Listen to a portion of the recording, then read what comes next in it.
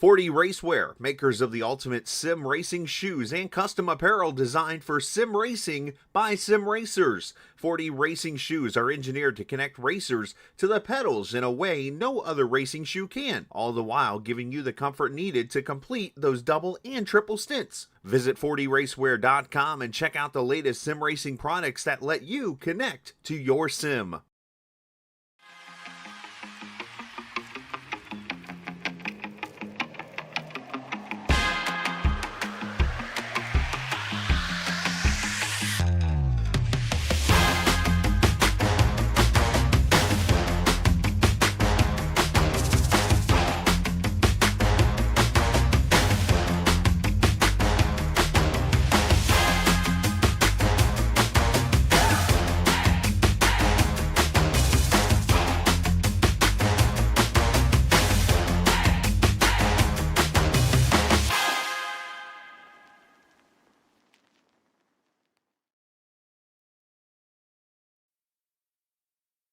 "40 Racewear, makers of the ultimate sim racing shoes and custom apparel designed for sim racing by sim racers. 40 racing shoes are engineered to connect racers to the pedals in a way no other racing shoe can, all the while giving you the comfort needed to complete those double and triple stints. Visit 40racewear.com and check out the latest sim racing products that let you connect to your sim.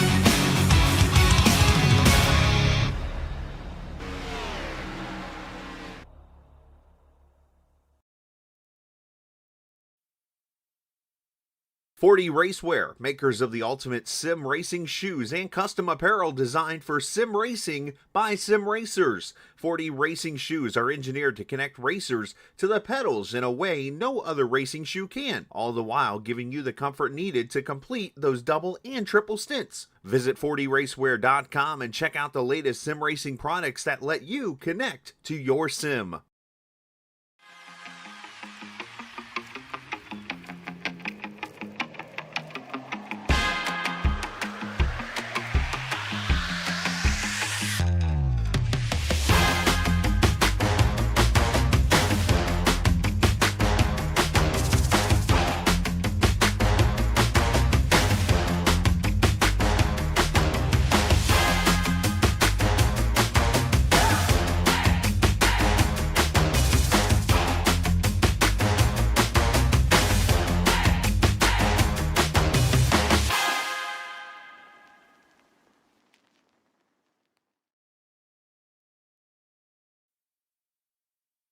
"40 Racewear, makers of the ultimate sim racing shoes and custom apparel designed for sim racing by sim racers. 40 racing shoes are engineered to connect racers to the pedals in a way no other racing shoe can, all the while giving you the comfort needed to complete those double and triple stints. Visit 40racewear.com and check out the latest sim racing products that let you connect to your sim.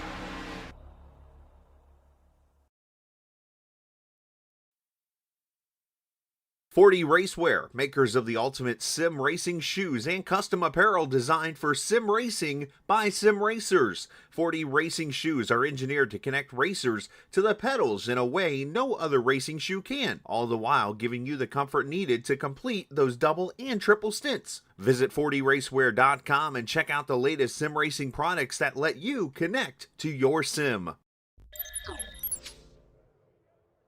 All right, good evening, everyone. Welcome to Green White Checkered TV, where tonight we have the final race of the Area 51 Tuesday Indycar Series, and in fact, the final race of the 2025 season as well, as we've already crowned a champion on the Friday and Sunday Super Speedway side of things. Hope you're all having a wonderful evening.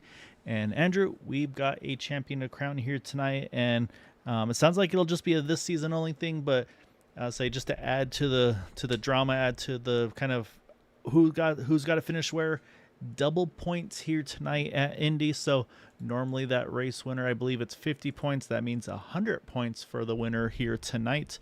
Bonus points will stay the same. Still 1 point for lap, 1 point for lap led, most laps led, and then 3 for an incident-free race. So bonus points, as always, could definitely come into play. But yeah, looking at the points difference. So yeah, so basically for the race points, it goes 50, 40, 35. For the top three, so same thing, just double that, so you'll have the 180 and 70 for those top three spots. So that's going to be interesting because it is a 15-point difference between Craig and Edson. Right now, Edson does have the tiebreaker on wins at 4-3. Craig would have the tiebreaker, well, potentially tiebreaker, but basically Edson 4 wins to Craig's 3. Edson has 9 top 5s to Craig's 10, and then they both have 12 top 10s. So these two have been right on top of each other all season long. It is no surprise these are two going for the title tonight. And yeah, we'll have to see how qualifying goes with the lap sled strategy is going to be, the fuel strategy. We were chatting just a little bit pre-race. Sounds like it'll be about 33-ish laps. But it looks like if we go green, pretty much a straightforward 3-stop race in this one, though, tonight. This is definitely going to be a very interesting race. It's especially with the bonus points coming into play, because as we all know, nothing can be very straight up when it comes to a championship. There's always got to be a couple other little bits and pieces that come into play. So I'm pretty sure that the drivers are not really going to worry about the bonus points per se. There may be like hey, if I lead 20 laps, that'd be great for me as long as my opponent doesn't lead 20 also. Especially if you're on pole position or something like that, it makes it a lot easier for you to lead laps rather than having to come all the way up from behind. But Edson's already got that feeling right now as he's our pole sitter tonight, so that's a point for him right there. It's going to make that climb for Craig a little bit harder as we continue on with this race here tonight. Yep, so that's exactly right. So pole position is a bonus point, so Edson goes from 15 points as things stand now to 16 points starting tonight's race. And they are going to start nose to tail there with Edson first, Craig in third. But again, though, it's not all about those two. We saw it last week with that win from Jeff Heisong. So we'll have to keep an eye on kind of, again, there's going to be other guys that, yeah, they know there's a championship going on. But, hey, man, you want to win a race and you want to win at Indy. Like, if there's a race to win, this is it. So for that starting grid, though, tonight we have Edson over Matt Wagner in the front row. Craig Forsyth, Gary Laverne in row 2, Shane Coker, Nicholas Stockner there, row number 3, Jim Herrick, Ryan Kelly, Eric Peterson, and Charles Teed are top 10. Then you got Larry Yingling and Hugo Galaz there sitting 11th and 12th position. Then we'll continue down the order. We got Jeff Heisong, Wayne Campbell, Bill Burrell there 15th, and then drivers opting not to put a qualifying lap, including Chris Stouffer, Joseph Morales, and Bill Colley, able to get back out on track tonight. Really, really happy to see Bill out over here again. I say it's been a really exciting little bit of time. So he just popped on the Discord a little earlier saying that this will actually be for him be able to be, hasn't raced in a while, but will be his first race cancer-free, which is amazing. So really, really excited for Bill. And I mean, again, it's hard to understate how impressive that is, and that's not an easy thing to kind of fight through. So congrats to Bill, and yeah, looking forward to seeing him back on track here. It's one of those things where if you're a race fan and you got racing blood in you, you always want to get back in the car again, and that's something that really is, like you said, it can't be understated enough. Someone is feeling a little sickly. They get themselves put in a situation where life may have gotten in the way, but the first thing they want to do when they get back into a real life situation is get back in the car. And I agree with you, Gael. It can't be understated enough how great that is. That's a great story to hear. And let's hope he has a really great race tonight. Maybe get himself some airtime with some good battles, and that would really be the icing on the cake. Yeah, no, exactly right. And so so we'll be keeping an eye on him. Like I said, like I said, I mean, yes, a lot of our focus is going to be on those first and third place cars, 1, 2 in the points. But again, though, like I said, I mean, we've seen how stacked the field is. I've been looking at the schedule. I mean, some of the wins we've had lately, it hasn't been Edson or Craig. You've got Gary Laverne in the mix there. Jeff Heisong winning the last race out. Matt Wagner in there as well. Stouffer, it's been a little while, but Stouffer getting that win at Texas. So yeah, I mean, it hasn't just been the Craig and Edson show here. So especially in the second half of the season, like I said, that's where it's definitely been a lot more of it. So again, Edson's got control of this restart. That pace car has been able to space itself out. So they're going to hand it over to him. He is going to be our control car. And then we will be underway here in just a moment as he is down and away. We are under green here. 125 laps is the distance tonight at Indy as Edson leads field into turn number 1 for the first time. Kind of a disjointed start, if I must say. It didn't seem like people were really going for it into turn 1 there. Might be a good omen for things to come where people kind of settle themselves out little by little. We got single file mostly through the top 10 here, and we'll see what the draft has down back straightaway here. Yep, and so Matt's going to take the lead here, entering 3. And again, this is probably the track, I feel like, Andrew, for the swap draft to really just kind of be so strong here with those long straightaways we have out of turns 4 and turn 2. So we'll see again. And then there's also, of course, where do you want to have the lead? Do you want to be doing the swap in turn 3? Do you want to have the swap entering turn 1? As you see right there, Matt, I believe, actually did lead that lap at the line. So right now, Edson hasn't got that bonus point for leading a lap in his pocket yet. So we'll have to keep an eye on that. And saw a little bit of a push from one of the cars a little further back out of turn number 1. And that's going to be something we'll be watching tonight, Andrew, because right now it's a full headwind right now heading to turn 3. Looks like about 6 miles an hour. And so what we've been watching, and that wind has been moving all over the place. And we've seen in practice, some of the cars are having troubles out of turn 2, out of turn 4, getting really wide on exit. But I'm looking at the track temp, though. It's down about 20 degrees from practice. So drivers probably also will be enjoying that right here. But Edson will now easily lead lap number 2 there. So that is another bonus point in the pocket of that 20 car. Ooh, there was a close moment there. Coker, maybe? I think it was Ryan. Yeah, it was Coker and Ryan Kelly. I think Ryan Kelly might have grabbed the wall a little bit there. It didn't seem like it was too big of a damage, but I was going to comment on the wind there right before I saw that incident there. And it looks like we were talking pre-race too, Gael, that the wind is kind of shifting a little bit, and it's a gusty wind too. It's not really one of those kind of nominal light breezes that you feel. You'll feel it if you're in the stands for sure. And if the wind is kind of shifting a little bit, it's going to make it very difficult for these drivers to really feel which turns are more difficult than others to try and play into the aero wash situation that we have going on here. So it's been mostly coming from the southwest. It's been shifting a little bit to the west as well. But once these guys get settled in, they'll have a general feeling of what's going on. Yeah, I saw the same thing. It looked like Stouffer got a little tight out of turn 2 as well there, that last second there.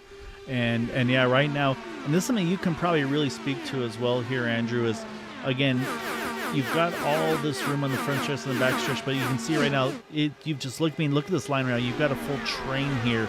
And so kind of it's always deemed kind of the draft train.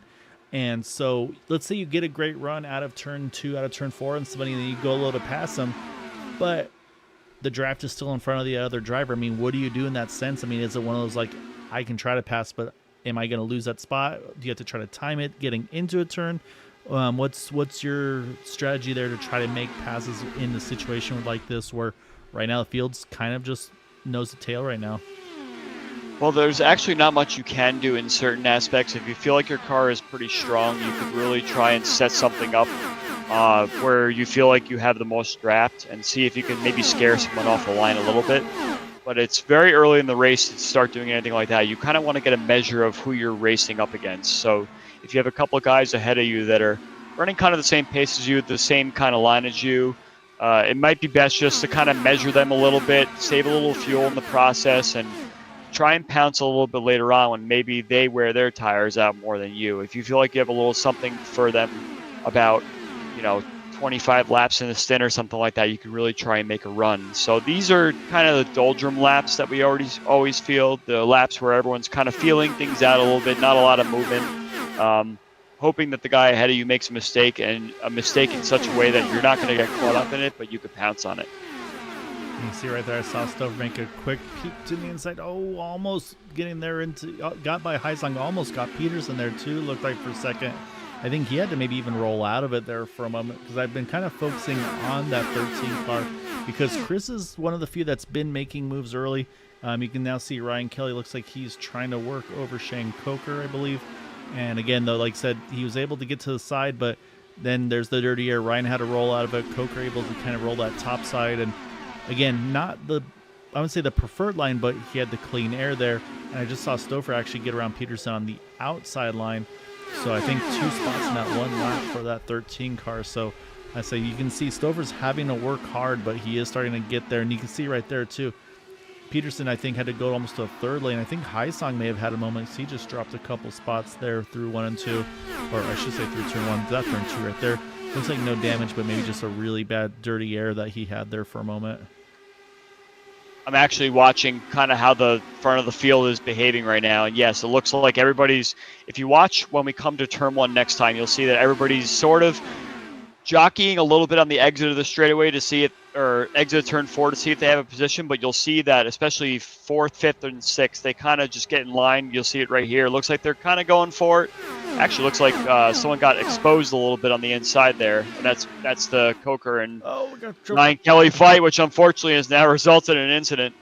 Oh, everybody's got to try to sneak through, and they're just going to get by there. So, yeah, like you said, it was just as we were watching there. I don't know if that car is going to be able to be limped back. That's pretty major damage. I'll say, what? And I think he was giving an honest shot. Yeah, he's going to have to take a tow back. And so, yeah, so we'll take a look. We believe it was with Shane Coker as well with the contact. So let's hunt back a little bit because, yeah, like you said, I mean, that was definitely a pretty heavy battle going on right there. And so, yeah, so you can see right here, you've got Coker on the inside. And we'll take a look because I obviously can't see exactly what happened as of yet. We're going to focus on that 32 and the 33. They're right on the back of Nicholas Stockner. And right now, that 32, I mean, he's just getting fed full of dirty air there. And, yeah, and I think that just kind of washes him up a little bit. And, I mean, honestly, they were so close to getting through that without any contact. And you see Ryan Kelly, he's full lock to the right, but just unfortunate, just at that point, there's really nothing he can do to try to hang on to that thing. And catches the inside wall. However, again, not ideal, but for the rest of the field, though, everybody able to just sneak by. See Larry Yingling there, sneak to the inside. You got Wayne Campbell jumping to the outside. Bill Burrell, again, he's kind of in that awkward spot. And I'm running super slow-mo here, so it's happening way faster for that than them. So, yeah, it's unfortunate. That's going to put us to yellow here for the first time, as now the field's about to hit that decision mark here now, Andrew. Lap 10 here. I'll say, unfortunately, I got to do some math again. I don't know if this changes a fuel strategy or not here. I'll say, where in the field do you go off strategy if you're these drivers? I would say everybody stays out here. Perhaps maybe 7th, 8th place comes in, perhaps. Try and top off. Looks like we have a little bit. Oh, okay. It looks like everybody's going to. I think there were some people at the front of the pack that were a little spooked by some of the movement they might have seen in the rear view. So it looks like everydy's coming in right now. With this field. If I see this and I'm Stouffer or someone back there, I would stay out. But looks like the whole field is going to be coming down here. Yeah, so the other option is we'll see if we see cars jump up on the jacks or not. Maybe a fuel-only strategy just to kind of get that track position if you're a little further back. But so far, everybody's bouncing up on those jacks. So it looks like it's going to be 4 tires and fuel for everybody. Looks like it's going to be a great stop for Edson, though. Hit his marks very well. He's going to roll out and back to the lead. And yeah, so I think that's going to be our first cycle. And yeah, I'm honestly a little surprised on that side of things that nobody took the risk, which now makes me wonder, can somebody or can they maybe two-stop this thing, Andrew? Because again, we talked about that fuel mileage probably in the 33-ish, 34-ish window. And then with that being the 125 scheduled distance, the magic number on that, I believe, was, I want to say it was like 34 laps per tank. I'm going to do some bad math here real quick. My quick comment is I feel like Craig might have wanted to stay out there and try and let a lap also to try and get a bonus point as well to equalize it a little bit. But I'm very, very intrigued to see that the entire field came down the pit lane there. Yeah, and I'm looking right now as maybe a penalty for Gary Laverne here. I'm not sure. So it looks like he's letting the field on by. So unfortunately, it looks like maybe a penalty for the 33 car, which is not what, or sorry, 34 car, not what he was hoping to see. And so, yeah, so so if it had gone green start to finish, Andrew, it would have been, the magic number would have been 31 and a quarter to make it on 3 stops. And again, we talked about the 33 window. That's no problem. If you want to make it here from this point on, again, I'm kind of just doing a rough number. I was saying about 113, 114 laps. That's about 38 laps on a tank. So this is actually a situation where Edson may not want to be the first car to pit road here, because now he's going to be the one burning the most fuel. And I think we might be seeing some extreme fuel saving. I'm not sure what's going on with Craig and Matt there. But yeah, I'm kind of curious right now if this is a fuel save strat for these guys here, where someone's going to say, hey, I'm going to go that 38, 39 laps and turn this into a 2-stopper to the end. Okay, so I'll clarify a couple things for you. It looks like actually you may have seen Craig and Matt doing something weird there. There was a race control explanation of what happened there. So Gary got a penalty for crossing into the pit lane too late. He crossed a white line to enter the pit lane in such a way that the sim did not really appreciate how late he cut into pit, and it gave him a penalty there. So he was basically just informing everyone what the penalty was there. So there might have been a little bit of miscommunication of pacing while trying to also administrate it at the same time. So that's what happened there. So Gary did get a penalty, probably a little bit one that they did not expect to happen. So just a little explanation there. That's unfortunate for Gary, especially if they didn't realize they got a penalty for doing such a thing. But it's still very early in this race, and yeah, I think we're going to see a little bit of more of a fuel save now, especially since everybody came down pit lane. We'll see if people can do it in 2 stops. Yeah, no, exactly right. And 2 drivers did top off. We'll have to keep an extra eye on them as well. That's going to be Joseph Morales and Bill Colley.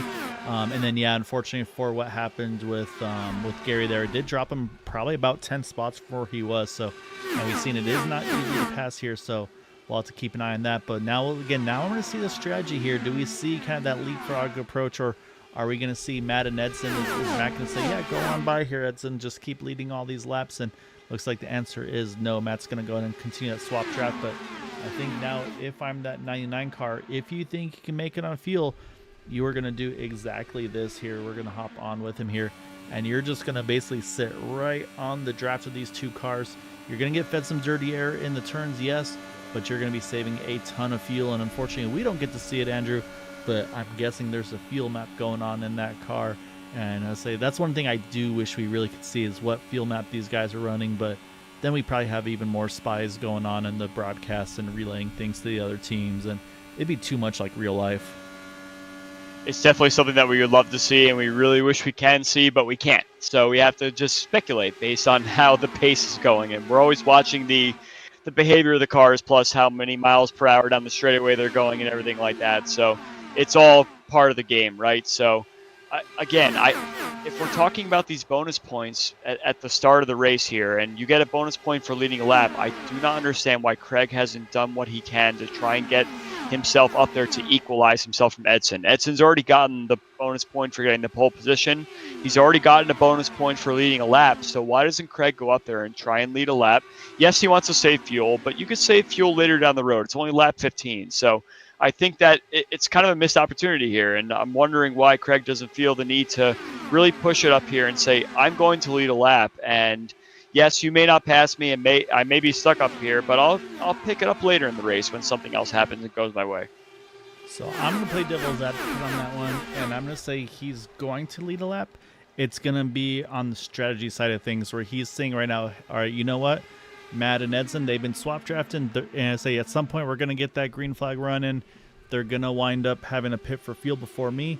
That's when I'm going to turn the wick up. I'm going to get that lap led there, and then I'm going to do my best Craig impression. I saw one catch the wall off of turn 2 there. That was Shane Coker. Car's going to stay pointed straight, so I believe we'll stay green here. And that was what I was talking about. There's been a lot of issues coming out of turn 2. Let's jump back. We'll take another look at this for Shane. And unfortunately, it said catching that wall out of turn 2. We'll come back a little further back here. Take a look. Maybe if he was offline or not when he was working with Peterson. Maybe some dirty air from that 32 car. But watch. Yeah, you can see that entry already. He is really high there, Andrew. And so I think that along with, again, just that entry there.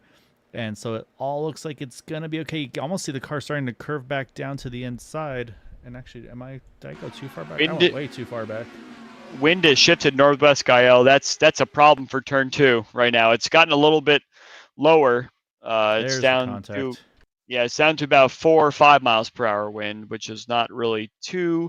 But you're right. Too that's critical. Right at the exit of turn 2. It's something that's a problem there, and if your wings do not take advantage of that arrow, that's going to spell trouble, especially if you're trying to take the high side there.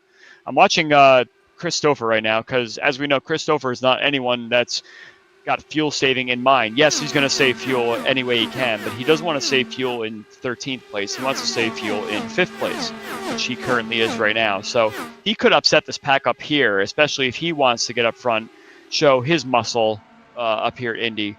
And he may try and make his move up here and make his way by these guys, lead a lap, and see what happens from there. Yeah, Stouffer is definitely not a fuel saver that I've seen.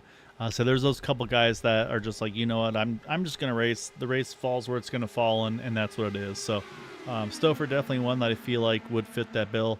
I say, unfortunately, we haven't seen a lot of Nicholas Stockner this season. I say he was in a bunch, and then I think he's missed a couple of races. Really happy to have him back, but I feel like it's the same thing. He has been one of those top 5 or so front runners a lot when he was here. And then the other one I kind of put in the position of non-fuel save is also Charles Teed. So right now there's a bit of gap between himself and Herrick, and then also, of course, Stouffer in front of him. So curious to see if that's a strategy thing or is this just dirty air? Because yeah, like you said though, the wind is definitely ever changing here and there. But again, like you said, it's still pointing towards the wall at a turn 2.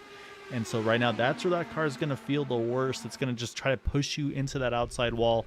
And then, like you mentioned to me a little earlier, it's going to also make turn 3 feel amazing because you're going to have all that wind on the front wing of your car just kind of pushing you into that turn. So, but right now, though, they're starting to space out a little bit. It looks like Edson and Matt are still swap drafting, but I feel like it's not as close as it was before. Like, it seems like they have to spread it a little bit further than they were earlier. And again, though, we talked about the fuel window being in that 30 lap range. With them pitting on lap 10, they still can go another probably, I'd say, 20, 25 laps or so before I expect to see that fuel window to open. But what we'll be watching, Andrew, is to see can anybody get to, let's say, lap 48, maybe lap 50-ish. That's going to be a very important number if we go green, if someone's going to try to pull that 2-stopper off. Looks like I'm watching a lot of the cars come through 1 and 2 right now, and it seems like 1 and 2 seem to be the difficult corners right now. Hugo Gala's last lap almost whacked that outside wall in turn 1 with taking a pretty normal line through there. He had just made a pass, so he might have had a lot of speed there. But I think based on the wind here, a lot of these guys will be probably trying to make their moves down into turn 3 with the wind being at their back and getting a lot of speed. But I think the way it seems right now, people have fallen into that doldrum phase of the stint where people are just trying to find the clean air, save the fuel, and see what happens out the other side. So let's start doing our math right now, Gael. So they pitted on lap 11, if I'm not mistaken, right? 10 or 11? Yeah, 10, 11-ish, yeah. So I think we'll be going till about in the early 40s here. So yeah, we're about halfway through the stint right now. And I still think it's 2 stops is going to be very difficult from here. unless you really start a mega fuel save here. And if that's what these guys are doing, and they're just kind of holding off on the straightaways to try and make a fuel number, that's one thing. But I still think it's a hard number to do. So I wouldn't be surprised if you see someone like a Stouffer really say, you know what, I'm bailing on this. And he's got to do it soon before the tires start to wear also. Yeah, no, exactly right. It's obviously when the tires are the best. It's usually when you're at your best chance to attack. At the same time, if someone's abusing their stuff, maybe it is going to actually wind up benefiting you over the long run, as you can see right here. I saw a lot of guys on the inside line. Stouffer said, yep, I see that clean air up top. I'm going to take it. Stalker. He's listening to me. Yeah, I was going to say, he's probably going to have to roll out of it a little bit there on the entry in that dirty air. And then talk about that draft train. Let's say that draft was stayed up top. Stouffer said, don't mind if I do. Jumps him up another spot into 4th. And so, again, I wouldn't say there's going to be team orders, but there's also going to be, again, where they try teamwork, where Stouffer's going to want to win this race, but he's also going to make sure he doesn't put Craig in a bad spot. So that'll be the other option for Stouffer here is, okay, when he gets to Craig, does Craig say, hey, just go on by that way, we're not slowing each other down? Or does Stouffer say, all right, let me just ride with you for a little bit, and then we'll figure it out as we get closer. That's where there's always those potentials where those two probably won't fight as hard as earlier. As a favorite son popping in on chat asking what he has missed. So far, we had, unfortunately, an incident with Ryan Kelly that put him having to take a tow, put him down a lap. Shane Coker had an issue at a turn 2, caught the outside wall into the inside wall, stayed pointed straight though, so he stayed green. He was able to limp it back to the pits, also down a lap right now, so unfortunately the 33 and 32 cars down a lap. However, timing of the caution though is now a very close potential of fuel mileage, and that's going to be what I think we're watching now until if and when we get a potential yellow. I think that's what I think that's the focus right now, Andrew, is going to be that fuel mileage and see what the strategy is, and of course the wind direction and speed and all that, which right now is still holding pretty steady, pretty much 6 miles an hour, pointing right to that turn 2 exit wall, which we've unfortunately seen catch a couple guys already. What's very disappointing about a fuel save situation like this, where we're on like a mega fuel save, where a lot of the guys are trying to do it, is it limits the amount of caution opportunity, because everybody's kind of staying in line and trying not to really upset the apple cart and upset the flow of how the race is going. So you don't see a lot of passes, you don't see a lot of chance of incidents unless there's some equipment malfunction or driver error or something like that. So unfortunate for the guys that are falling a lap down to try and get themselves back. It's going to be very difficult to do so unless perhaps you cause your own caution without damaging your car too much, which I don't see happening either. But I'm just kind of mapping out all the possibilities at this point. But yeah, you never know, like you said, and yeah, it's going to be, like I said, it's going to be a tough sailing, unfortunately for Ryan and for Shane. So. And then again, the one thing we'll still be keeping an eye on, the one who's held the draft to this main pack right now, is Joseph Morales. He is right now the first up of the drivers that did top off. Again, everybody's was map 8 under caution, I'm sure, so burning the least amount of fuel. But again, though, I mean, it's a 2.5 mile track. It's probably going to still save you a little bit if you're able to get that little extra splash.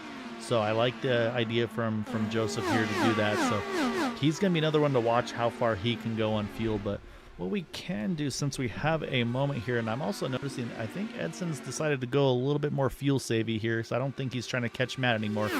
We'll run through the field here, though. We've got Matt Wagner as our leader in that 6 car. And then right behind him, our current points leader entering tonight's race, Edson Santos, started on pole, running in 2nd. 3rd is Craig Forsyth, right where he started in the race, 15 points behind Edson going into tonight's event. Christopher, by far the highest climber, up 12 positions into that 4th spot. Then you got Nicholas Stockner back here on track in that 124 car. He sits in that top 5. Charles Teed in 6th. He's up 4 spots from 10th to 6th.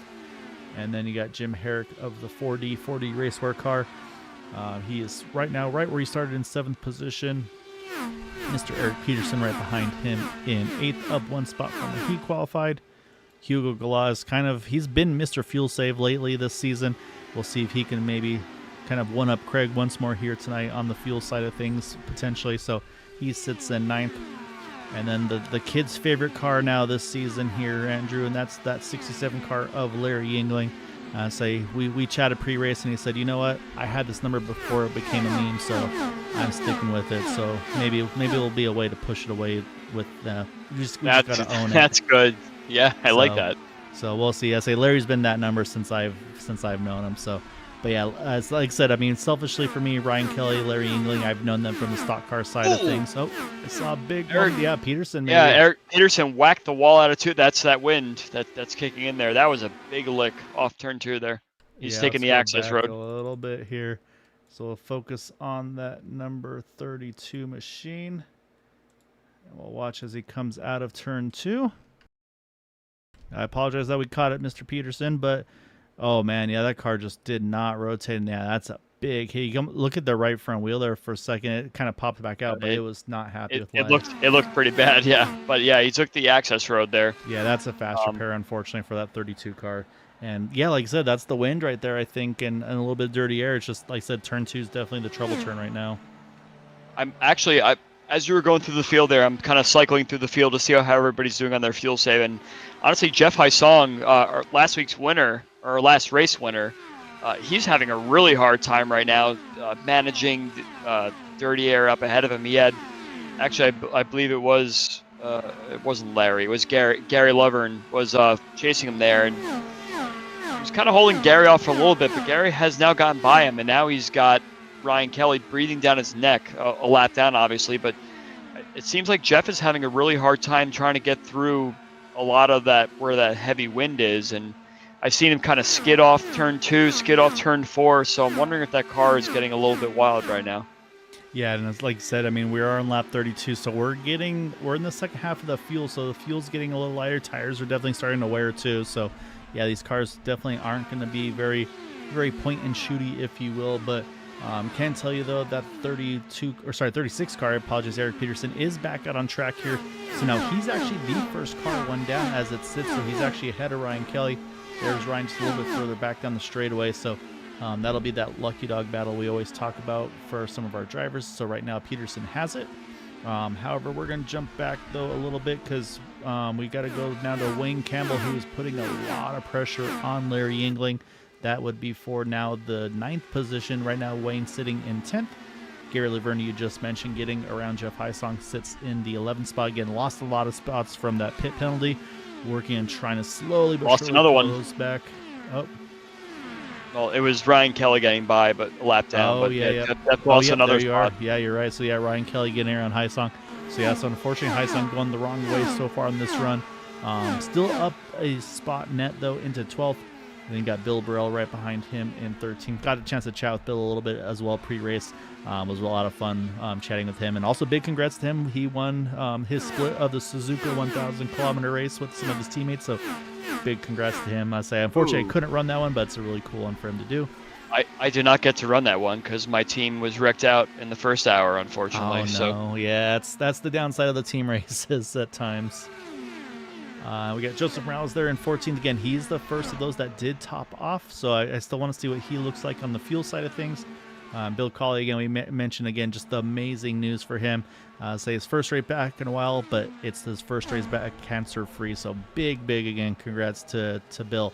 Happy to have him on track. As I said, right now, he's out of the draft, but again, though, still a lot of time left in this one here. So we talked about Peterson already. Ryan Kelly, he is still down one lap again from that tow in the pits. And then Shane Coker actually back on pit road here. Car looks okay, so I'm not sure if this is scheduled, unscheduled.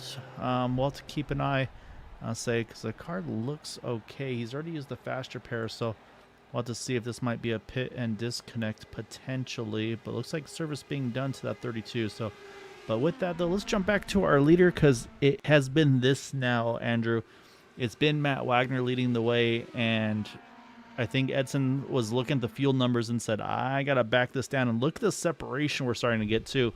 They're starting to drop Nicholas Stockner in that 124 car. So that's where, and actually Stouffer at some point, he's fallen back behind him as well. So I'm wondering if this is now one of those races of not racing, because I feel like Stouffer should have easily had that pass done there in 3 had he wanted to. Yeah, actually it looks like Stouffer had a little touch with the wall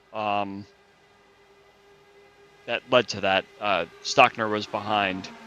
So he had a little bit of a touch with the wall in turn 1 there, which led to Stockner getting by, and Stouffer tried to make that actual move happen again, if that's what you're talking about. Yeah, no, just right there. I was watching going into turn 1 or turn 3. I think it was turn 3, and it looked like he turn had 1 an the previous opportunity. lap. Yeah, turn 1 the previous lap, he kind of touched the wall a bit, and Stockner got underneath in 2, and Stouffer tried to come back in 3, because Stouffer was ahead of him for a period of time there, but There I it think is. there Yeah, was I a just little pulled bit it of up there. a little bit of a moment. Yeah, no, you're exactly right there. So yeah, probably also regrouping a bit. Stockner almost took the wall down in turn 4 that lap, as they're on the front straightaway now. He didn't, but it's enough for Stouffer to kind of get that gap back again. But yeah, you're right. The top 3 is starting to pull a little bit out now, especially as 4th and 5th here are having a little bit of issues. We're getting close to that pit stop now, and I can imagine these guys are saying, let's get to that pit stop. I need some fresh tires. I need to find a way to get myself a few more spots up here. So we're going to start kind of planning these pit stops here coming up in the next like 5 to 7 laps or so, I imagine. Yeah, exactly right. And that's what we talked about. So it was around lap 10 that we saw the leaders come in. And we talked about that 33-ish is probably about the full rich fuel mileage that you can go.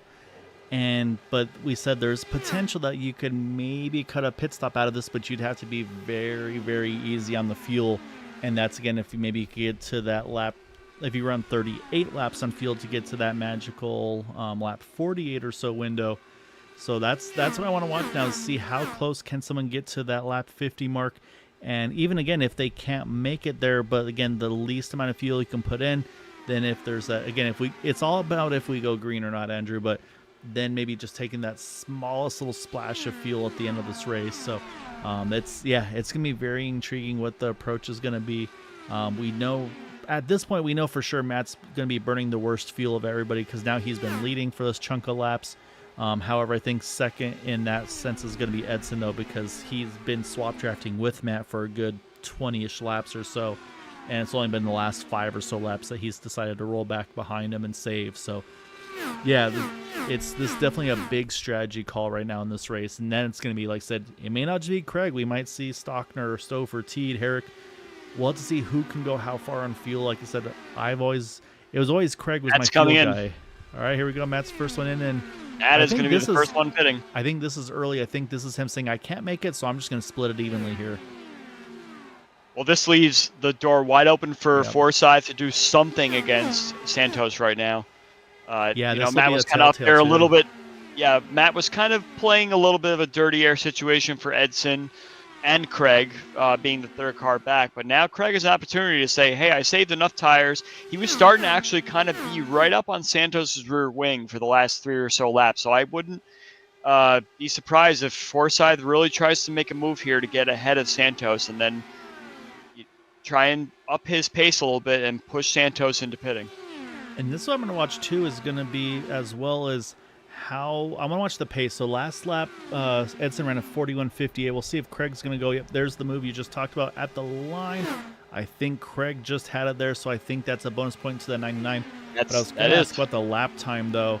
And I can tell you, I'm trying to look at pit stops here. So Matt Wagner came in as well as, I saw 2 others come in. Joseph Morales was another Colley one. And Bill Joseph Colley, Morales, that's yep. the other one, yep. So we had 3 takers there that come in. So unfortunately for Joseph, I thought maybe he would go really long. So, but yeah, so Craig's going to take a lead. It looks like, again, Edson's just going to roll behind here, not actually push the issue. We're on lap 42. So again, scheduled-wise, we should see him in about the next couple laps here.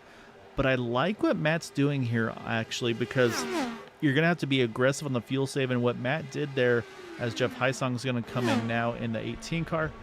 But what Matt's kind of, now he's got clean air. He's on the lead lap, and he's just going to go map 1 full send. Once he gets a clean lap, and I want to see what his lap is compared to our leaders, who are there. They are behind him. But with the fuel tank, a full tank of fuel, it is a slightly slower pit stop now, Andrew. And so Matt had about a 9.6 second stop there. And I think that's probably not running it all the way empty. So I want to see how long some of these other pit stops are. Here comes Edson. Kind of left me speechless there, Gael. You said exactly what I wanted to say.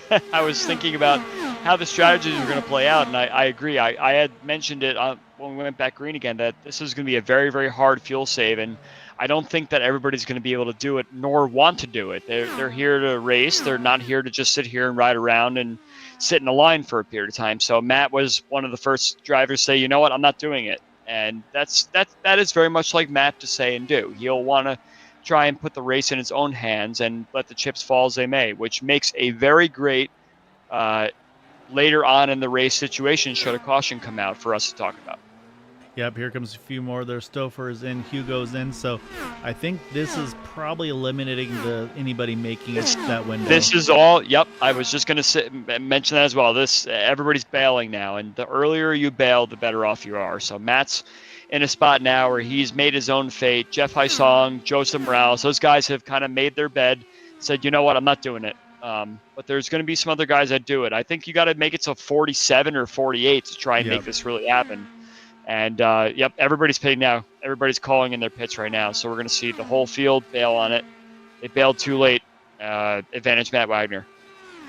Yeah, now it's going to be see how they cycle in. And again, some of these guys we know they will hustle it to every 10th of a second on entry there. You see Forsyth's in, Herrickson, Laverne is in. So that leaves just Stockner now, the last one out.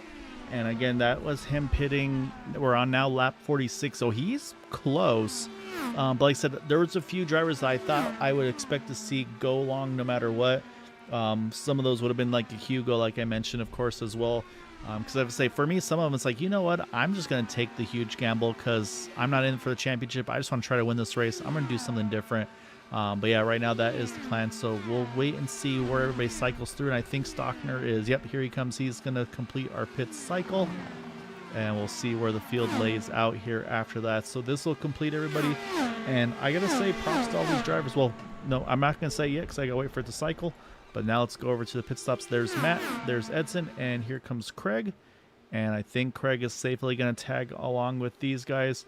And I think they're going to add Stouffer and I believe Herrick to the mix. But they may have just gotten away to break away from Charles Teed, Hugo Galasso. We'll have to keep an eye on the intervals. Always talk about that magic. For me, it's about 1.5 seconds. Andrew seems to be the draft window for these cars.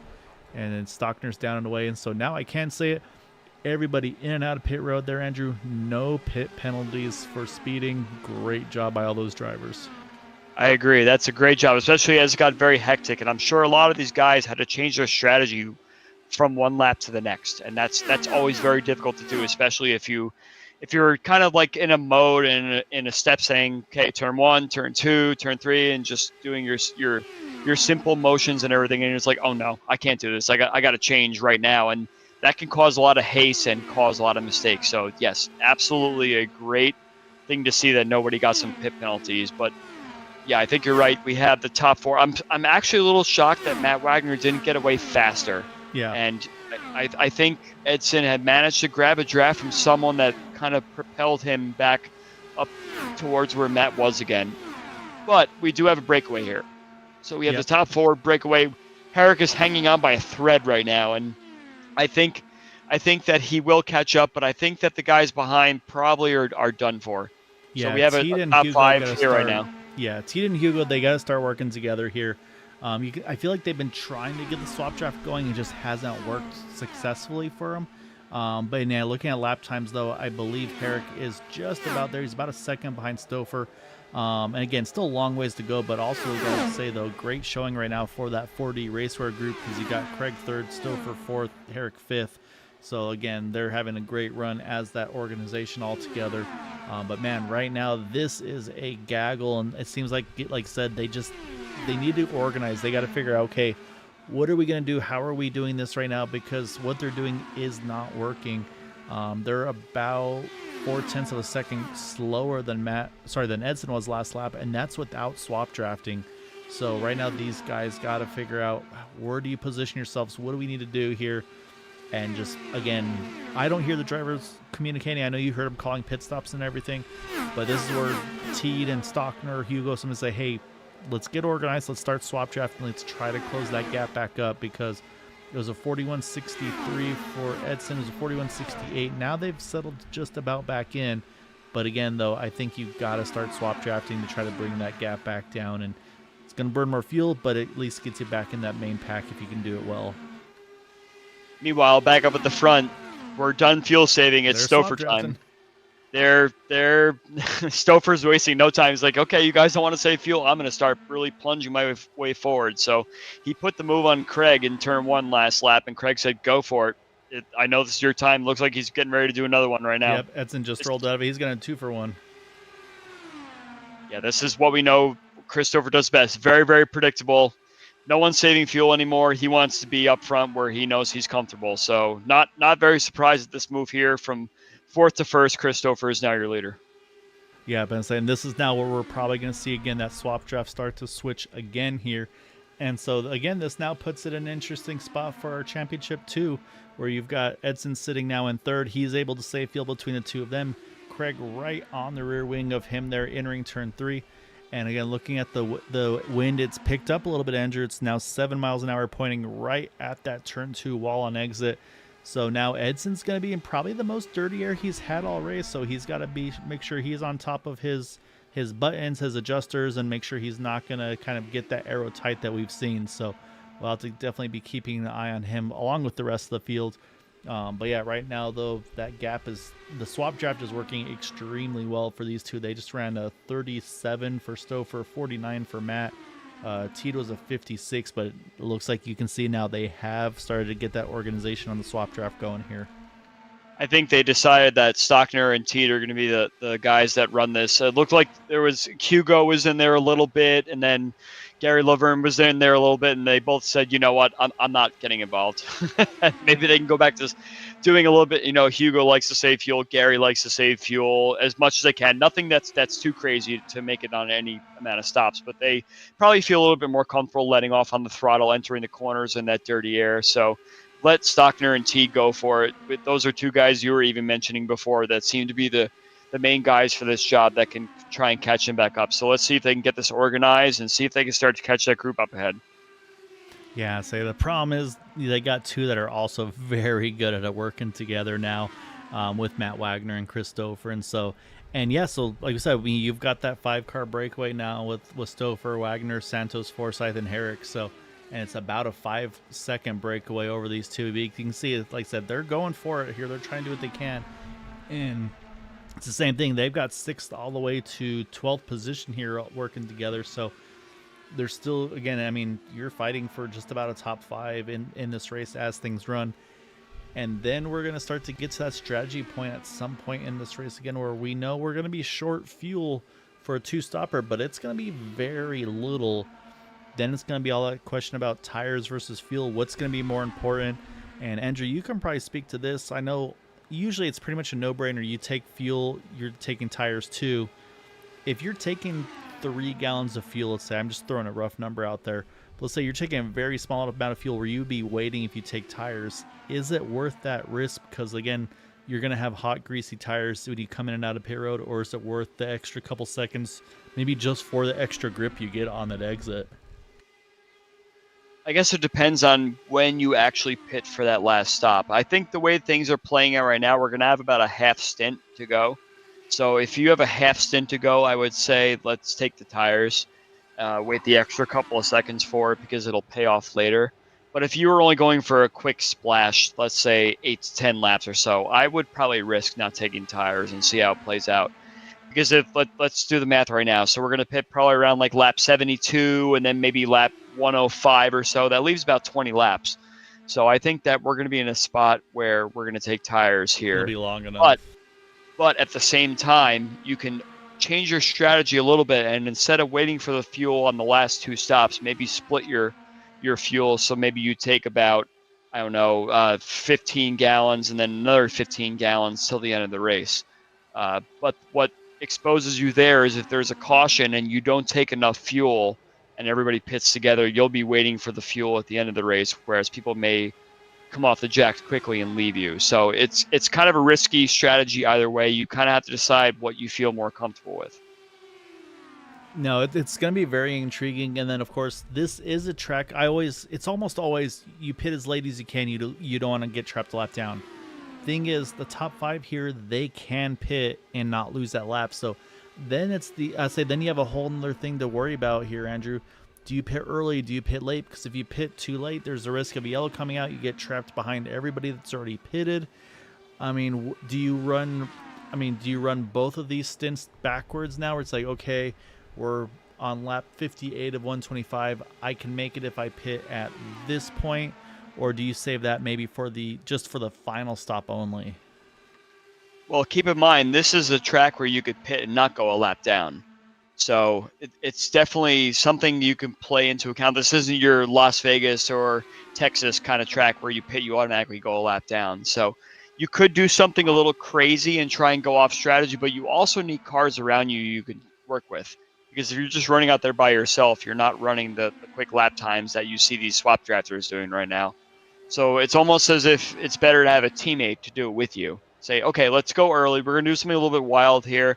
2 cars are better to swap draft away from everybody else and perhaps do something that way.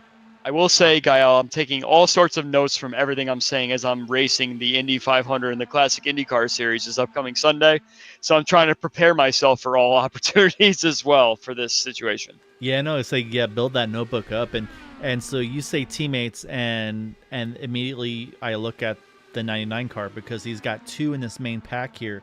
So he almost has 2 chances where it's like, okay, hey, let's say Edson. You won't beat Edson. You won't beat Edson by doing what Edson does, right? Correct. I think that's kind of what you're trying to tee up here. And yeah, so that's what I'm thinking. It's like, okay, let's say, hey, Jim, I want you to pit a lap before me, then I pit, and then Stouffer pits. That way we kind of have that stagger in case someone has a mix up on pit road. I have another person that I could work with to start trying to do that swap draft with. That way it's like, okay, between the 3 of us, we should get 2 of us in a good entry and exit kind of a situation. But then, yeah, like you said, you almost need to try to catch Edson off guard, which, I mean, Edson's smart. He's done this. I mean, he's in this position to win a championship for a reason. And so I got to say, he's going to probably just react. It's like, okay, Craig's in. All right, I'm coming in next lap if I don't come in with him. So, yeah, I think it's going to be interesting to see how they want to play this out here on the team side of things. I'm taking my pen out and writing that in my notebook. Let's get our 3 teammates all do staggering pit stop strategies. I'm writing it down right now, just like you said. Because, I mean, I don't know if you, again, I mean, these guys are. It's a good thought. It definitely is a good thought. Because my only thought is if you pit together, even if it's just 2 of you, if one of you messes up, there's a good chance the other one runs over the other one or slows down your pit entry. Because, again, like, I mean, these guys, I mean, they're millimeter perfect, it feels like. Ooh, Craig got a little tight there out of turn 4. But yeah, right now, like I said, I apologize. I've been just pretty much stayed focused on these guys. These guys are still continuing to do the swap draft, trying to gain time. They've limited the loss, I would say, is where they're at right now. It's been steady about that 5-second margin. So they're doing drafting well, and Hugo's unfortunately got some connection hiccups there. So that's not ideal for him. And they are running similar times, though, Gael. I've been as we've been talking, I've been watching that second group, and they're running 41.5s. And Stockner and Teed have gotten something going here. They're not necessarily catching that pack ahead, but they're able to maintain and work it out. So if it comes push to shove later on in the race, and those 2 guys are together again, they figured something out. It looks like we got a little snake action going on now with Stouffer. So that leads me to believe that front group is starting to become a little bit uncomfortable with where they are right now. Stouffer is trying to defend too much, and that's going to slow them down in the long run. Yeah, I mean, that last lap right there was a 41.66 for Stouffer. Teed and Stockton were 16 and 58, so about a tenth quicker that last lap. And even just on the live interval to Herrick, it was sitting about 5 seconds, and now I've seen it about 4.7, 4.6-ish. So it is closing all those guys. And yeah, like I said, the more that they stay single file like this, and like I said, with Stouffer doing what he's doing here, I'll say Matt's going to just go through this way anyway, as we just crossed the halfway point here. But they pitted against Wagner pitted in lap 40, so we are on lap 64 now. So he should be able to go another, what do we think, probably another, not quite 10 laps, but maybe about 8 to 10 window. I would say 8 to 10, yeah. Yeah, so and the wind is shifted again. We're going more northwest right now, so now we're kind of shifting back to turn 1 being the tricky corner. And I was watching Matt take that run into turn 1 and kind of a little bit shifty exit of turn 1 there, but he was able to do it. But yeah, once you start seeing these cars snaking, it's like, okay, I am the leader. Do not try and swap draft. Do not try and do anything. And that usually means that my tires are worn and I want to stay right here.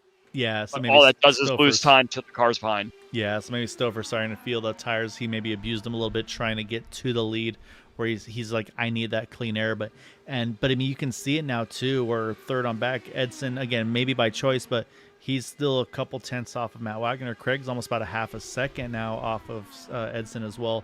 And then Herrick is similar boat here, about half that second off of Craig. So I think the tire wear, the track temp, which track temp is 117 actually, so it's gone back up a little bit. So that's the other thing too, is now this track is starting to get a little hotter. Grip's going to be a little lower with the wind, like you said. So right now, yeah, these cars are probably about the worst that they felt here. And you see Matt there just a little high, got that dirty air and just washed him up a little bit here. But yeah, lap time wise though, very consistent laps from running from some Teed. good laps right now. From Teed and Stockner, they're running consistent 5, 5, 5, 6, 6, 5, 6, 5, 5, 7. So they're running very consistent laps, which the front pack is starting to kind of waver a little bit. So these two guys have learned to trust each other and do the swap draft in such a way that if they find each other again, okay, it didn't work out this run, they lost a little bit of time to the front pack, but they can work together again. So maybe even these guys behind that, Gallas and Gary Lovern, that were kind of a little bit uncomfortable at the front. Okay, we're moving. I can see our lap times are stable. We're getting a little bit of trust here. And this happens, especially with guys that maybe you're not racing around week to week. It's tough to say, hey, can I trust you to actually swap draft properly with me? And this is all part of the experience, is gaining trust in the guys that you're racing around week to week. Yeah, no, exactly right. And like you said with Stockner, I mean, it's been a while since we've seen him on track, so it's probably the same thing. I'm sure Teed's familiar with him, but it's like, hey, I gotta kind of, if it was like working with Gary Laverne or Jeff Hyasong, it's like, yeah, I probably swap drafted with you 2 weeks ago, kind of a situation. So yeah, but right now it looks like, again, it's kind of held steady here up front. Teed was again a tenth of a second faster. I'm showing at about 4.4 seconds from Teed to Herrick. So the gap is going back the right way. Herrick's unfortunately falling off a little bit here in that number 40 car, which with the field spreading out more too, I mean, does the short pit maybe make sense? Because I'm actually looking at it now. We're at 58 to go here. It'll be 57 at the line. At this point, you know you can make it from here, and then you have one more stop to the end. So this is like a window where you could technically short pit, almost kind of the road course approach. But I feel like tires are playing enough role. You may not want to run, obviously, it's too early. But maybe if you start feeling like you're really starting to fall off the pack there, that might be the time it's like, okay, I'm just going to bite the bullet, come in, and then go ahead and pit, get tires and everything done, and then kind of just hopefully have some clean air to get the most you can out of the car. Well, I think we're getting to the point now where everybody's going to start pitting within 5 laps or so. So you're not really going off the strategy too much, but you're right. Once you hit that 60 to go, like we were mentioning before, I wouldn't have been surprised if we saw the 4D cars maybe peel off and say, okay, let's do something to get ourselves separated from Edson. If you had, like, let's say Forsyth and Herrick come in together or something like that, and then maybe Stouffer comes in 2 laps later in case something goes wrong with the other 2 4D cars or something like that, to pick one up and bring them all back together again. I imagine everybody's coming in within 3 laps. Yeah, no, the window's very close. Again, Matt was first at lap 40. We're on lap 70 now, so it's pretty much that 30 laps on the mark now. So the 6 is the first one we expect to see, again, from when he pitted. Justin Morales will likely come in with him as well, as he was also lap 40. And then of the front runners, Stouffer was 44, Santos 43, Craig and Herrick were on 45. And right on cue, there's Morales. He's going to hit pit road now for his second scheduled stop. And so again, he'll be able to make it to the end on one more stop from here, as will the rest of the field. So that's no drama at this point in this race. They've all are kind of in that same boat. So you can see there's the gap, and that's the other part for Teed and company. They're so tantalizingly close. It's one of those things. It's like, man, I can see them. And so you can kind of tell, even without the relatives on the overlays and stuff like that, that you know they're getting closer. So here comes Matt.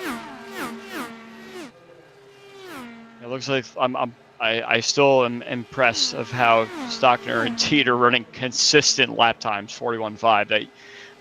The guys up front were running 41.3s and 4s before, but that's still very reputable for a very worn tire situation here. So, yeah, Matt's in now, and I imagine that, we get to the point now where he might find someone in the back of the pack that might draft him up a little bit more. That's what I thought would happen last time. But Indianapolis is a little different. Collie. I say I'm watching Bills right now down the front stretch, so let's wait and see if we see any response for Matt. Looks like the answer is going to be no from our front runners. But yeah, I'm going to watch Matt as he exits here, because here he comes through 1 and 2. And I actually coming in. Collie's going to be too far back. He won't get there. So, yep, Teed's going to be next. Ooh, looks like he had quite the pit entry there. Well, there was Joseph Morales come out right with Stockner and Teed, and it kind of upset their flow a little bit. So I think Teed was probably maybe a last second, like, I'm coming in, this guy's in my way kind of thing. So this is going to upset that swap draft situation, especially for Hugo and Gary that were behind them, that they had to lift and wait for him to slot back in again. I think Jeff Heisong is the next car that might pit, because I think he pitted a couple laps outside. Yeah, he was a little earlier too.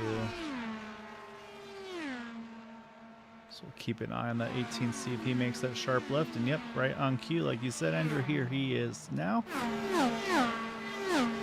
I see Eric Peterson's a pit road, so maybe he called it a night as well. Yeah, unfortunately, Shane Coker has indeed retired, and yeah, it looks like Peterson, maybe he's hanging out. I still see him in Discord, so might just be kind of helping out or hanging out with his buddies. I say last race this season, but you still want to kind of hang out with the guys, like I said.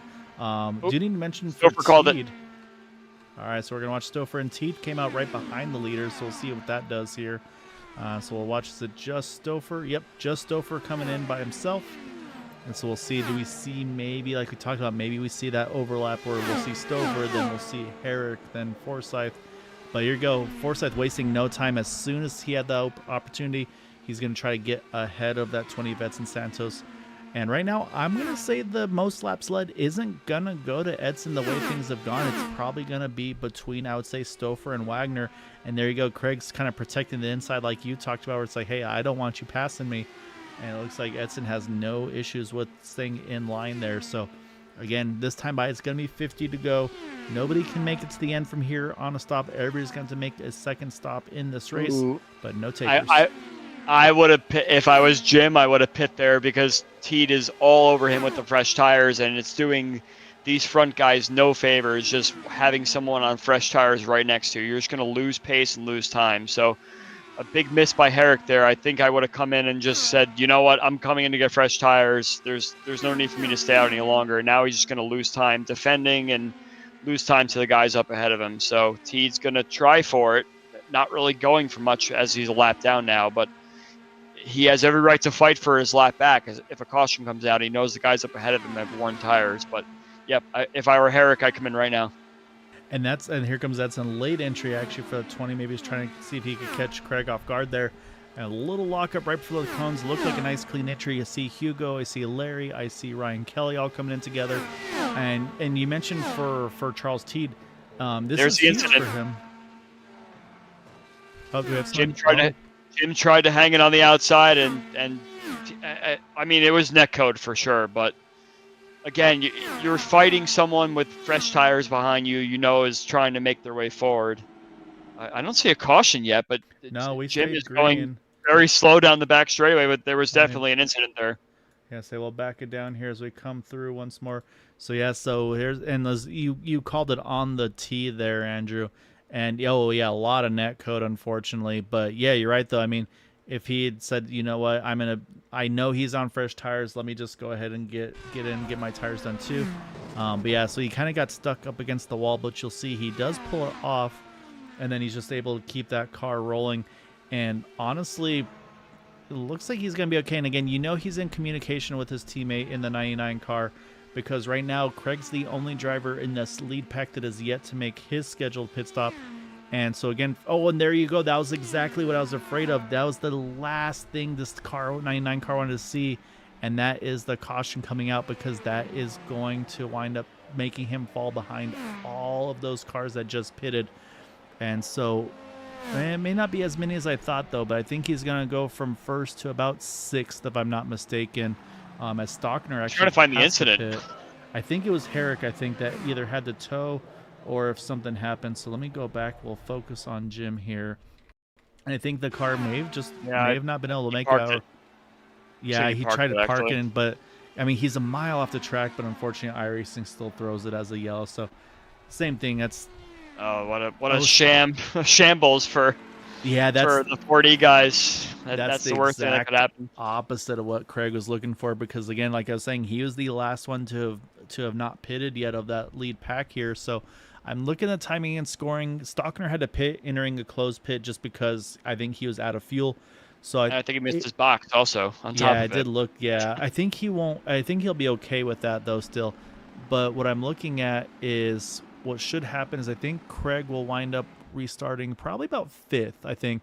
So it'll be actually has Laverne pitted. No, so actually probably about, it won't be a huge loss for Craig. He'll probably go about 4th because it'll be Stouffer, Wagner, Santos, and then Craig. And then like I said, because I think Stockner's going to get a penalty for entering a closed pit. And then you're going to have Teed in the rest of the field. They're going to go ahead and take that wave around that we talked about on the one to go here. So, I think Teed will get the lucky dog. So this is maybe not as bad as it could have been, but I'm sure at the time of the yellow, Craig is probably not happy with what just happened there, but I think it'll wind up being okay in the end. Actually, I just heard a radio call there that Stockner was out of fuel. That's why I think he had to, yeah. And so he blew his box. He was able to somehow have some teaspoon of fuel to reverse into his pit box. That is so lucky because they don't have starters. No, they don't have starters. But this has happened to me in endurance races where you run it dry and then it's like if you miss your box, you can't reverse because you're completely out of fuel. So there must have been something in there to say let's get maybe a little bit of a reverse sort of motion that brings the car backwards. So that's good on him that he didn't have to tow, because if you tow, you have to wait another whole minute or so, or probably more than that to get in there. Yeah, I can't remember how the towing works. So I thought they maybe adjusted it where you can actually get a lot closer before.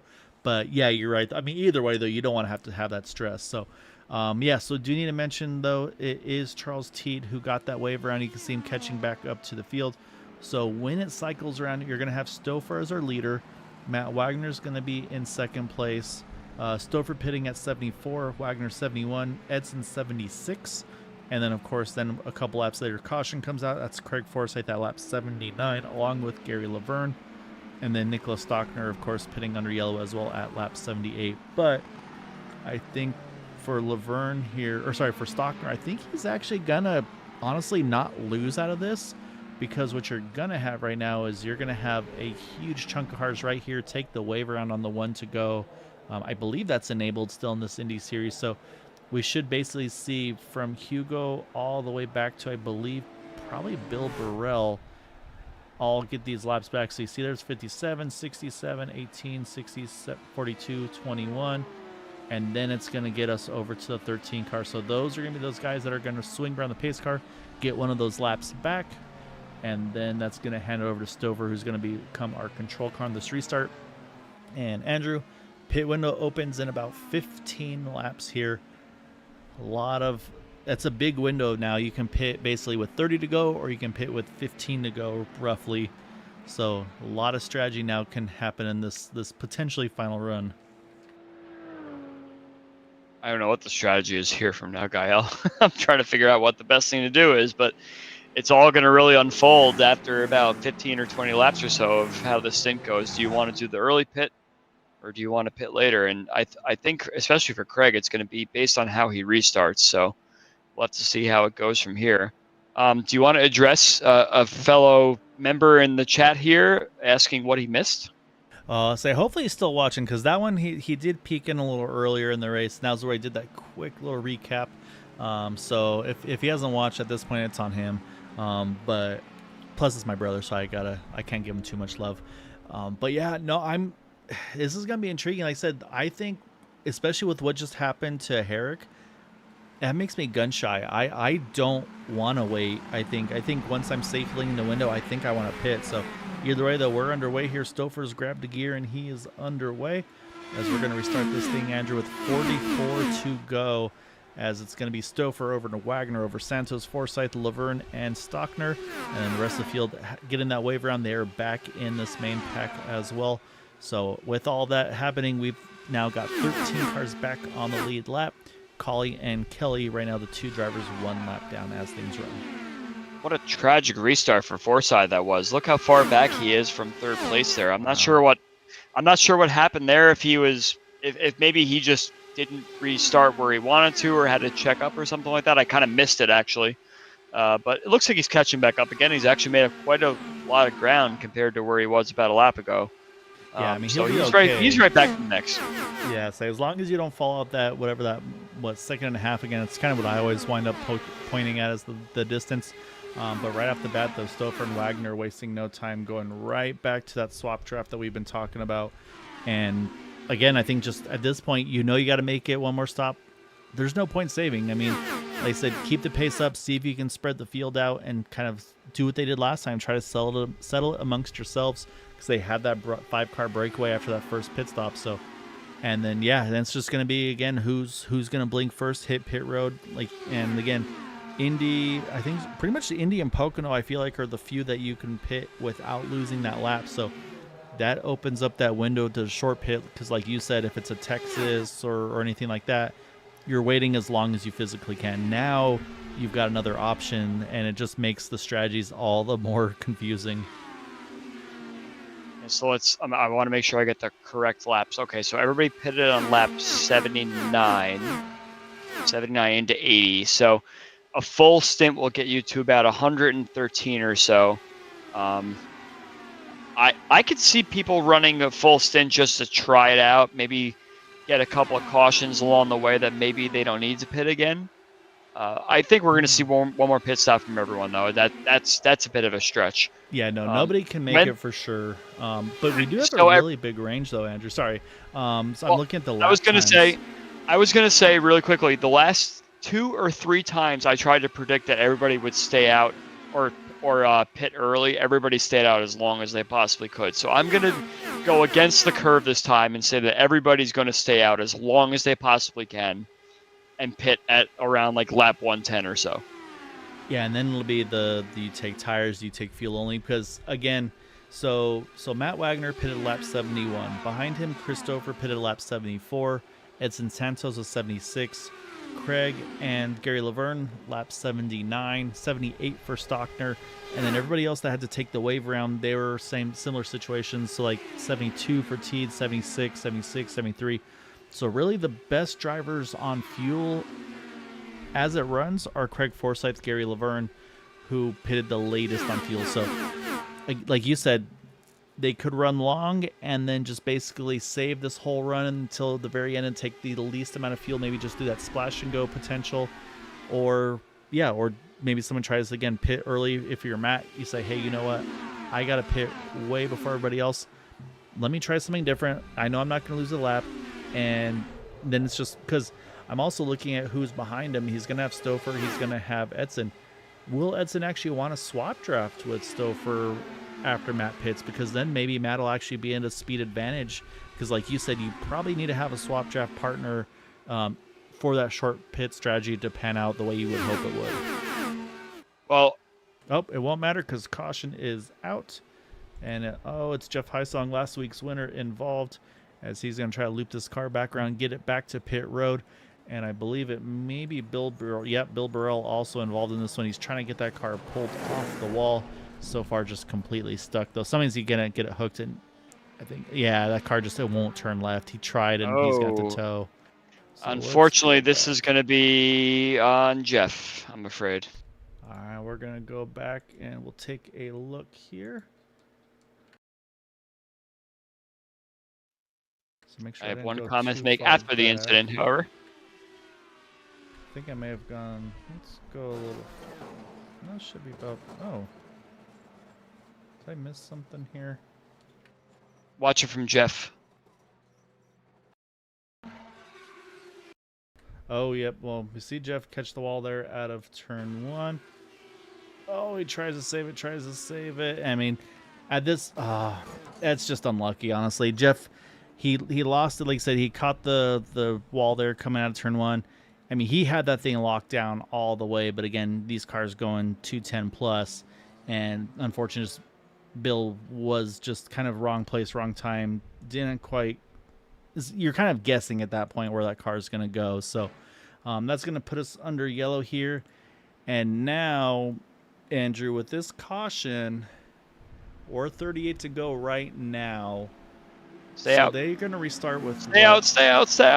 Everyone stay out. Someone's going to, I mean, somebody's taking a gamble now. So let's see, we'll be 37. So we're going to restart this race at 35 to go. I think someone's going to come in here. Ooh. Stay out. Craig staying Andrew out. says stay out. Edson's Wow. in. Okay. I was going to say, Kerry almost, after getting a penalty on the first run, he almost took the attenuator out the second time around. That was, Gary, you got to make a decision earlier, my friend. And I think Ryan Kelly's finally going to get his break back on the lead lap in the 33 car.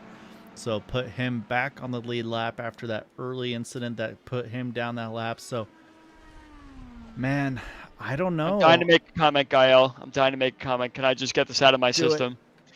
If Bill Burrell did not hit the brakes there, we would have had the repeat of the Mark Murphy Air Jordan through turn 2 situation there. I saw it when I watched the high song hit the wall moment. I'm like, oh no, are we going to have this one again? I'm sick of seeing it going around the group. The whole entire league knows what I'm talking about. The big Mark Murphy flip from last year. Bill, you should have just said, you know what? Let's just full gun it there and see if I can try and get more air than Mark Murphy. Hold my beer. Yes, I'm a little bit disappointed. All right, Andrew. So now, I mean, I don't know. I'm honestly surprised. I expected I wouldn't say the opposite, but I thought for sure Craig is in, because we're gonna restart this race. It'll be 1 to go, 36 to go. I mean, that's 35 to go. That should be doable, I feel like, to the end of the race, because we were talking about 33 from the get-go. You need a lot of help for that, unfortunately. I'm a little nervous now. If I'm the 99 car, I kind of feel like I probably should have pitted. And the other thing I can mention is everybody that did pit went ahead and took tires as well. Got a couple actually topping off. So you might be right. This may be tighter than I thought, because, I mean, you've got teed on back here topping off. So you got 7th through 11th here hitting pit road to get that little extra splash of fuel. So, yeah, maybe isn't as cut as dry as I thought it was, but I thought for certain that this thing was good to go to fuel on the end. But again, though, I mean, we're getting to it now where, again, it's not just the championship. It's going to be the win. Everybody's going to try to get every spot they can get. And so the field's going to start to get shaken up a little bit. I mean, you got a couple guys that stayed out, didn't top off. They're going to move up a few spots there. So Move Morales now up in the top 10. He said, I'm done fuel saving. I'm going to get that track position back myself. So, yeah, it's going to be interesting to see, because, again, everybody's going to start to get that little more aggressive, get a little more antsy with their moves. And, yeah, we're going to have to kind of see who's made the right call on the fuel side, on the strategy side. There's a lot in play now. Okay, so Edson did pit on the last pit stop, right? Yes, Edson came in. Yes, so Edson did pit. He's the second car out of pit road. So Stouffer was the first, which also surprised. Stouffer's usually never one to go on the fuel side of things. But, yeah, I mean, we'll have to wait and see here. But it's going to be Matt Wagner leading. Yeah, what really shakes things up is that if there's another caution or two, then these guys that have pit have made the right decision. Yep. But I think that based on how things have been going this race, people have really been paying a lot of attention to their own strategy and everything. So I would hope that these guys up front make their decision based on everyone's going to behave themselves and do the right thing to keep themselves on track so that everybody's forced to take another pit stop. Yeah, and even if that gets to that point, I think someone still is going to try it. Someone's going to try to save that fuel and make it to the end. Obviously, Edson's going to be the first. I think we'll have to try it. As you can see right now, he's got about a half a second already back to Stouffer. And then you can see also a gap from Stockern to Morales as well. So, and again, when you start to have that big of a gap, that's the same thing. That's where you're going to see if you're map 5, you're like, oh man, I'm falling back. I got to go to map 1, pull myself back in, and you've burned a bunch of what you just gained. So But what you're seeing right here with Matt and Craig, this is what they absolutely have to do now. There's no staying in line here. They got to swap draft. They got to be as fast as they can be. Force that number 20 car to burn as much fuel as possible. Try to make him where he cannot make it to the end on one stop. Or, sorry, make it where he can't go to the end. He has to make one more stop. But again, though, it's going to be a fairly short stop, though, for him. Because, again, now he's got about a 10-lap advantage on fuel than Craig. He's got about a 17-lap advantage on fuel than Matt Wagner. Again, 71 for the 6 car, 79 for the 99 car, lap 88 for Stouffer and Stouffer, Santos, and company. Kind of a quagmire these guys put themselves in also, because they have the fresh tires to move their way to the front, but they have to save fuel at the same time. So this is definitely a situation for Stouffer right now where he has to decide if he wants to really save the fuel and not waste the tires, or maybe pass the car, chill for a little bit, and then find an opportunity where he can make the move later. But if Wagner and Forsyth are successful in their swap drafting, he will have nowhere to go. Yeah, no, right now he's pretty much pinned where he is. But the one thing he does have in his favor at the moment is the fact that the 3 cars in front of him will have to pit. So he's actually in that best spot on that side of things. However, that almost might be a bad thing, because depending on when they pit, is that actually going to make the advantage go back to the side of Santos? Because Santos is trying to say, no, you go ahead, Stouffer. You burn the fuel. You lead this race. I don't want to do anything with it. So that's, again, that might be where you see that race within a race where it's going to be nobody wants to lead, and that'll be where the pace slows down a ton. So it's there's a lot to play here going on. And like you said, I mean, any little mistake right now, I'm looking at the wind still shooting out of turn number 2 towards the outside wall, only 5 miles an hour now. But again, I mean, we've seen cautions can happen here. We've had a couple so far tonight. Not a lot of them, which has been great. It's been great racing, but I mean, mistakes happen, unfortunately, and netcode happens, which we've also seen tonight. So, yeah, I don't know. Big cloud I have coming no over the track right now. Yeah, I mean, we're in the window now to the end. It's a big cloud over the track right now, so this track's going to cool very fast, and it's going to allow these cars to close up a little bit more once the temperature comes down. I don't know how big this cloud might be, but it's enough that it might change things up a little bit and allow these cars to run a little closer together, which is good news for someone like Stouffer, who wants to be able to make a move on someone if he has the opportunity. Yeah, no, exactly right. And I can tell you, last lap, Matt Wagner actually ran his fastest lap of the race. It was a 41-24. So again, I mean, the pace is definitely, like I said, these guys are doing everything they can. But I'm also watching, again, look at Edson. I mean, he's got about that 0.4 of a second gap to Stouffer. So again, we don't get to see the fuel maps, unfortunately, but I'm going to guess it's probably a map 4, map 5, if he can get away with it, and just trying to basically sip every little bit of fuel he can and just stretch this thing and see if he can make it to the end. Because at this point now, like I said, we know we're good to the end on fuel, but I think in the same sense, though, Matt and Craig now, I think they're in the boat where they actually probably have to run this thing out on fuel, because they got to keep the pace of this race up for as long as they can. And here they come. They're going to come in now. Wow, that is interesting for sure. And that definitely puts the onus back on these guys that just pitted, because both Matt and Craig are going to be coming out on the lead lap. So if another caution comes out, they're going to have even more fresher tires than the guys that just pitted. So I like this move a lot. It really changes the whole scenario. If Matt and Craig had stayed out for their whole entire stint, yes, it would have given them the most fresh tires at the end of the race, but they're kind of changing the race up now, saying, okay, well, you guys can figure out your own fuel safe situation now without us at the front. So it just definitely put a lot more of the pressure on these guys. Yeah, it's going to be interesting to see. Like I said, they'll start the swap draft once more.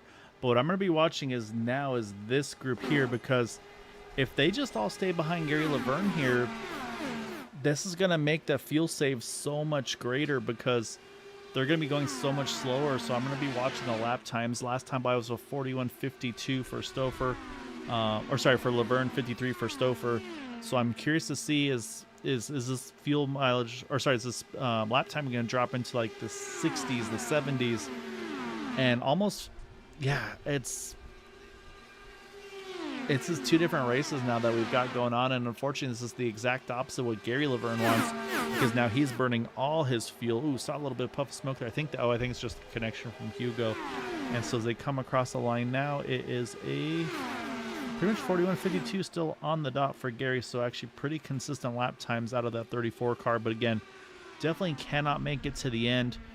And now it's really from second on back, it's who's got the best fuel mileage, if anybody can make it to the end or not. And then we'll be watching Craig and Matt because they're back together. They're going to get back to that swap draft, and they'll probably be a couple tenths of a second quicker per lap. And you're going to see that start right now. This will be their first. They'll be starting their first up to speed lap here to be able to really tell some lap times. So I believe this.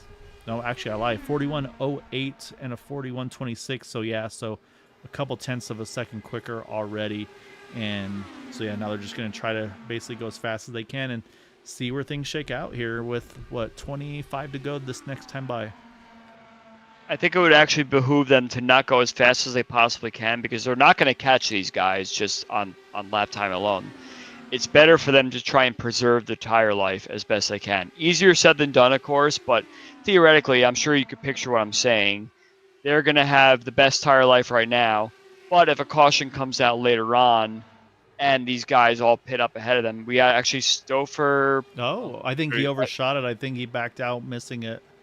I actually thought I couldn't tell what it looked like he was coming in. That was the line to come in the pit lane, but he just kind of let some people go.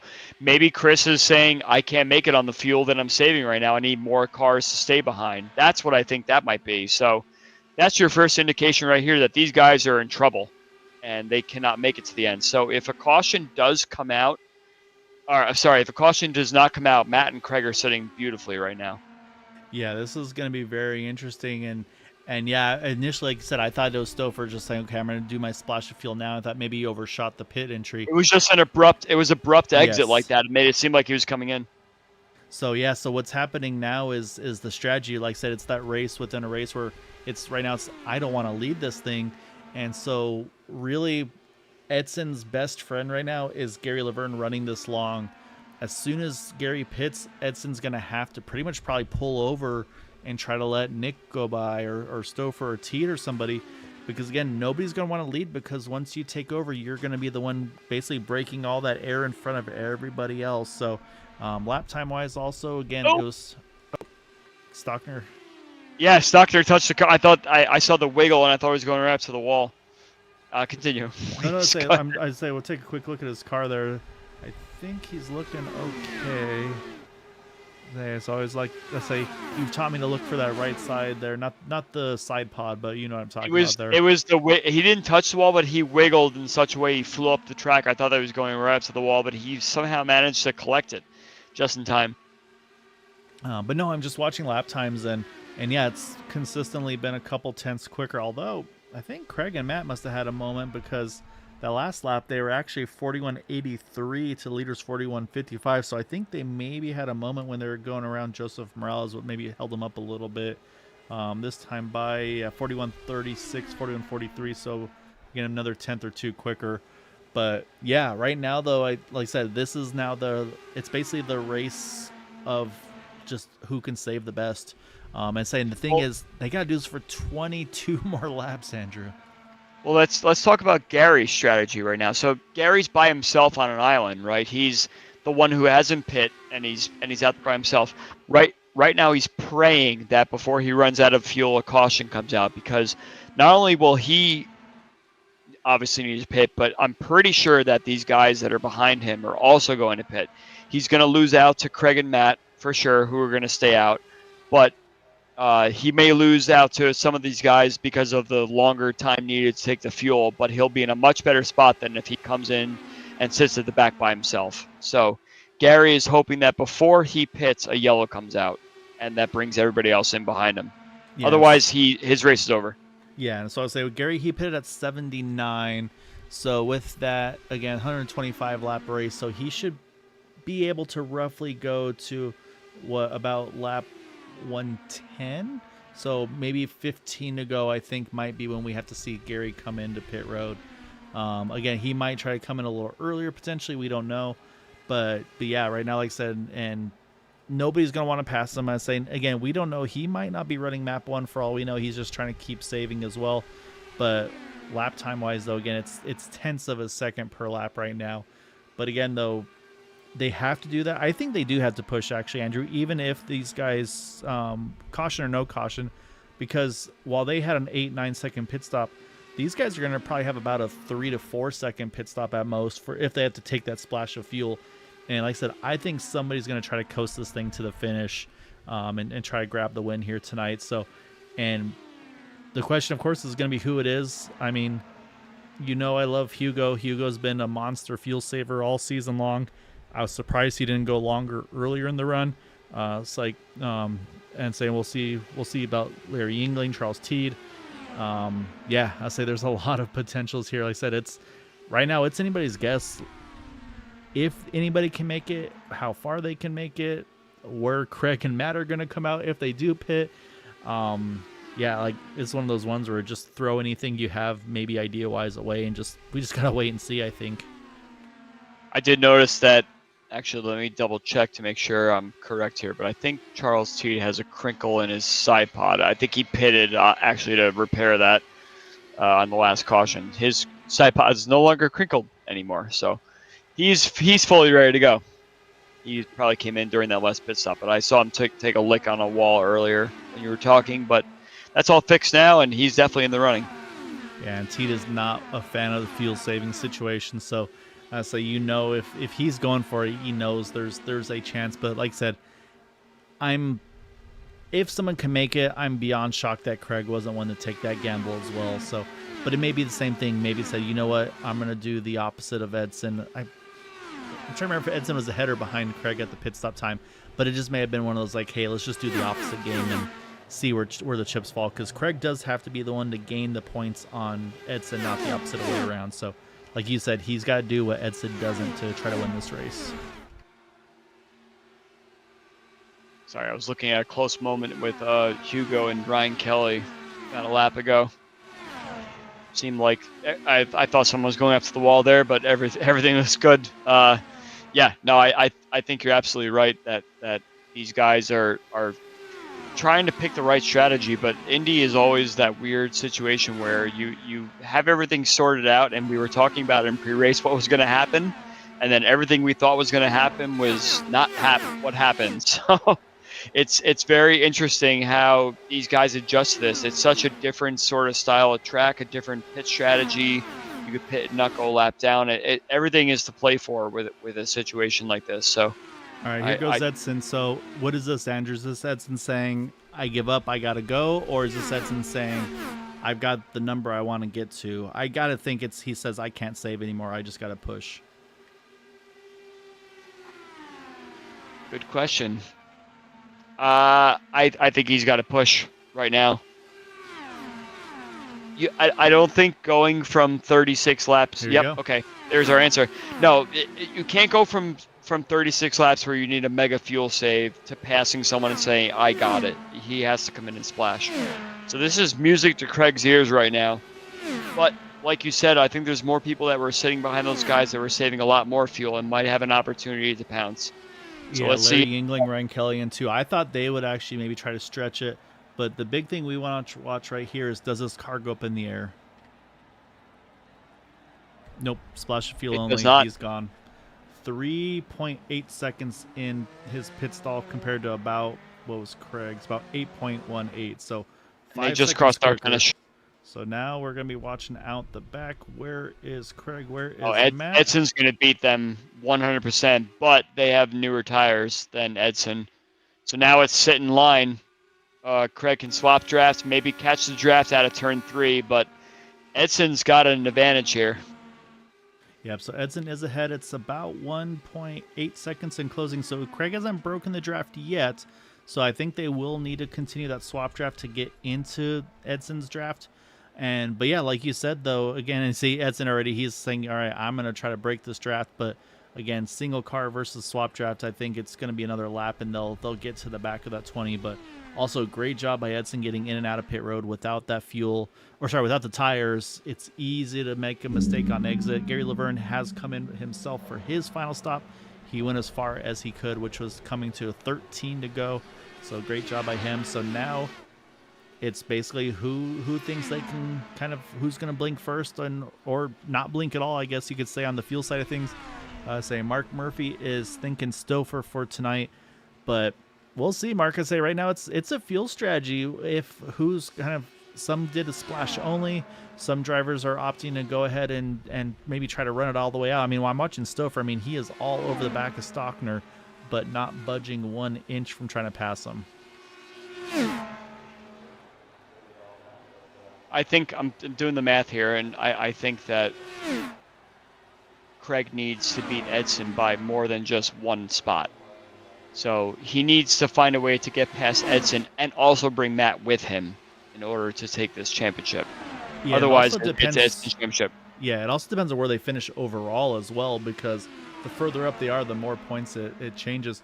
So these are the guys for certain that are going to the end. Their pace has dropped. Their last lap was a 44.60 or slower.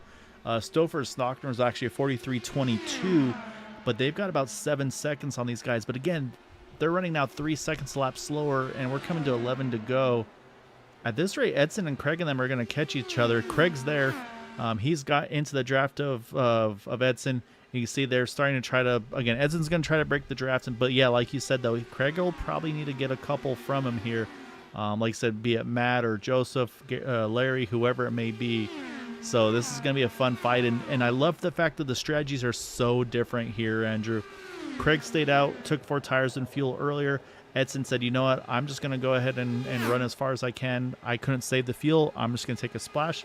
And they still somehow come out right together, side by side here with 11 to go. Well, this is the battle of the old versus the oldest tires, right? We had Craig and Matt pit about 18 laps ago, so they're on old tires. We have Edson on, 40 lap old tires or so? So this is this is literally the battle of whose tires aren't ready to explode right now. Yeah, and Craig's been abusing his, obviously, to get to the point of even being able to get back to Edson, because like we said, this brings Matt back into the fight. Yeah, Matt's right back in the mix now that they're fighting back and forth here. Joseph's still in the draft, but I say he's starting to fall back a little bit. I think he pit at lap 100, so he should be good as well. But yeah, right now, like I said, Edson's going to be probably just trying to live on that inside line. And yeah, it's going to be all about... Oh, careful, Matt. Oh, that's the old tires right there. Yeah, and that's the wind at a turn 2 there is always going to be the problem. But, you know, Craig is trying to run that outside line in turn 1, but the inside line's always going to win there, even in the clean air. So Craig's got to try and bully him a little bit more on the inside if he possibly can to try and make that, because Edson's got that inside all the way down the front straightaway covered. So he needs to get the run, which it looks like he has here, and then kind of push him a little more to the inside than he wants to be. And I know Craig is trying to watch out for netcode and whatnot, but I don't think the outside line's going to run out there, run well there, unless he has a car in front of him. And like I said, it's with, again, it was a 15-point gap coming into tonight. Even with the double points, I think it's only the top 2 or 3 spots where that might be enough to make the difference. So you're right though. Craig might need an extra spot or so with it, but I love the fact that this is where we've come to. But again though, this is 7th and 8th position. There's no guarantees. And the other thing I've been watching is this, Andrew, is he gets there, but when he gets to the line, Craig is ahead of Edson, so he would have the spot, and he's been timing it pretty well there. But again, this isn't the race for the win at the moment. It could be, but we don't know yet. So you got Stouffer and Stockner. I think Stouffer's probably going to park it here behind Bill Burrell, save some more fuel off of that 21 car. You got to go almost 7 seconds back to Charles T. Jeff Heisong. They're still trying to save. However, as they're doing so, Edson and Craig are just flying up on them. They're less than 5 seconds away now from these guys as well, because there they are. And then you just look back, and here they are coming out of that final turn. So they're on the same straightaway. That's going to be a bad thing in terms of the clean and dirty air. Oh, Matt's kind of boxed Craig in now a little bit. Oh, Craig has done it. He's given Edson something to think about on the entry to turn 1. They're side by side. You can't ride side by side through turn 2 because of the wind there. Edson's going to win out, but yeah, I think they're wearing Edson down for sure. Oh, but who's in front of them? He's going to steal some draft from Hugo. Once other cars are in the mix, it's going to change everything. Oh, he just about was able to clear him. Where's Hugo running lane-wise? I think Hugo's maybe in the middle. Craig got their dirty air from him. He's got to go in there. Now look at Craig. Craig's going to switch to the inside line. Now it's all about where does Hugo go? Where's the draft go? Craig's going to try to... Oh, Edson got to the back of Hugo. I think he got boxed in there for sure. That worked out wonderfully for Craig. Here comes Matt. And I think Hugo's probably got wing damage. I don't see it. No, actually, no, I do see it. I think that wing's crinkled. It's not missing an end plate, but I don't think that wing is straight anymore, Andrew. I think that car is going to be having some serious handling issues now. Yeah, I'm not really sure. I mean, I was watching. It looked like Edson was going to be fully blocked in there, and he was, because Craig deked him on turn 4 there and went underneath him. So, I mean, Edson was stuck up there, and he had about a millisecond to react to come back on the inside again. He didn't take it, and unfortunately, Hugo's there doing his own race, and Edson hit him. So, yeah, it's a high-stress situation. No one's at fault, really. I wouldn't really say anyone's driving aggressively or doing anything a little bit strange, but at the same time, you're trying to make these millimeter decisions, and sometimes it doesn't work out. Yeah, no, we'll have to wait and see. And again, though, we're not done on the traffic side of things yet. So, I mean, right now, unfortunately for Edson, he's just got to try to see, just basically hold on to as much as he can, because right now he's still only 2 spots behind Craig. So right now, Matt and Gary Laverne are his best friends if he can try to find a way to stay ahead of him. But the problem is, like I said, it's traffic. I'll say they're going to start to catch that high song, Campbell, Teed. They're all here together. Stoffer's, oh man, Stouffer and Stockner are running. Stouffer and Stockner are running so slow. Forsyth just smacked the wall in turn 1 as well, I believe. Oh, we'll take a look. Let's take a look at the 99 car, and yeah, you're right. He's got some damage to that right side, so now his car's hurting. He's got Edson out directly behind him. So again, this championship is not over yet. It's all about, can any of these other guys make it? Now with the damage, can they get around them even? And here you go, Stockner. Look how slow these guys are going. So really, Matt Wagner's probably in the best place of all these guys right now. He's got the fuel and doesn't have the damage, but he's got a lot of traffic to deal with. So they got to first get to the finish. Again, there are no green right checkers here. There's a contact. That was the concern. Oh, it's going to catch Craig. Craig's got some nose damage, I think, now as well. Caution is out, and now I think this is going to be it. So now it's just Jeff again? I think it was Haisung, but now it's going to be based on where these drivers were at the time of the yellow. And it looks like Craig is going to be ahead of Stockner, who's going to be ahead of Edson. And it was just, everybody had such different speeds. I mean, it was clearly, Andrew, just the fuel strategy was just full chaos there. Just nobody knew. You had some that were kind of half saving, some that were like extreme, probably fuel map 8 saving. Oh my goodness. And that was not like a race we've ever called before, Kyle, I'm afraid. But again, and now with these guys, some of these guys, it's not over yet either, Andrew, because they got to still get to the finish even under yellow here. Matt Wagner, again, he should be safe. The question is, who is leading? I was going to say, was it Matt, but it might be Teed as he's coming around the field, or is he just trying to coast? But let's go back. We got to take a look at all this because there was so much happening. Yeah, it looked like there was. I saw the contact between Wayne and Stockner, I believe it was. Yeah, so you can see Stockner there on the 124. And again, I mean, you can see just the gaggle that we have right now with these guys on top of each other. Again, some guys are ultra safe. Some are limping damage. There's, I think, yeah, there's the 124. He gets in the back of Campbell. That puts him into the path of the 18 car. There's nothing there that, unfortunately, Haisung can do. And then that ricochet pulls him right across the path of Craig. That takes out Craig's front wing corner. You'll see it'll pop back up in a second. And then I believe the yellow is going to be possibly for this. I think it's going to be for Haisung because, again, he's just sliding along the track. And, again, nothing he can do. You can see the broken suspension. And just unfortunately that, as I believe is, it's going to be the cause of the yellow, if I'm not mistaken. So then we're going to go back a little bit because now we got to try to find, there's the lights already on. Where they were. All right, so oh man, this is so close, Andrew. Okay, I'm just going to try to go a little further back. Again, this is very unofficial. All right, so right there was switching from green to yellow, if I'm not mistaken. Yep, right there. And so just depends on the timing lines. So it could be Teed, it could be Wagner. So let's go back live because there is not going to be a green-white checkered here. And it looks like it's going to be Wagner is ahead at the time of the yellow. And again, if that caution comes out 2 seconds earlier, it's teed ahead of Wagner. And then on the point side of things, Andrew, like you said, Craig Forsyth is in 6th. Santos is in 8th. So that's 2-spot difference. But the question is, how many points is it per position? And that hold on. Let's watch. We have a half a lap left, That's and true. we got to see if these guys make it to the end on fuel still. Let's go back and watch the guys behind the pace car now. Yeah, we're back live here. So, like I said, right now, Matt's happy. Matt's should be good on fuel. He should be able to get this win. But yeah, what does Stouffer have? I heard Teed saying he's close. He was mentioning on the radio that he hopes he can clutch it there.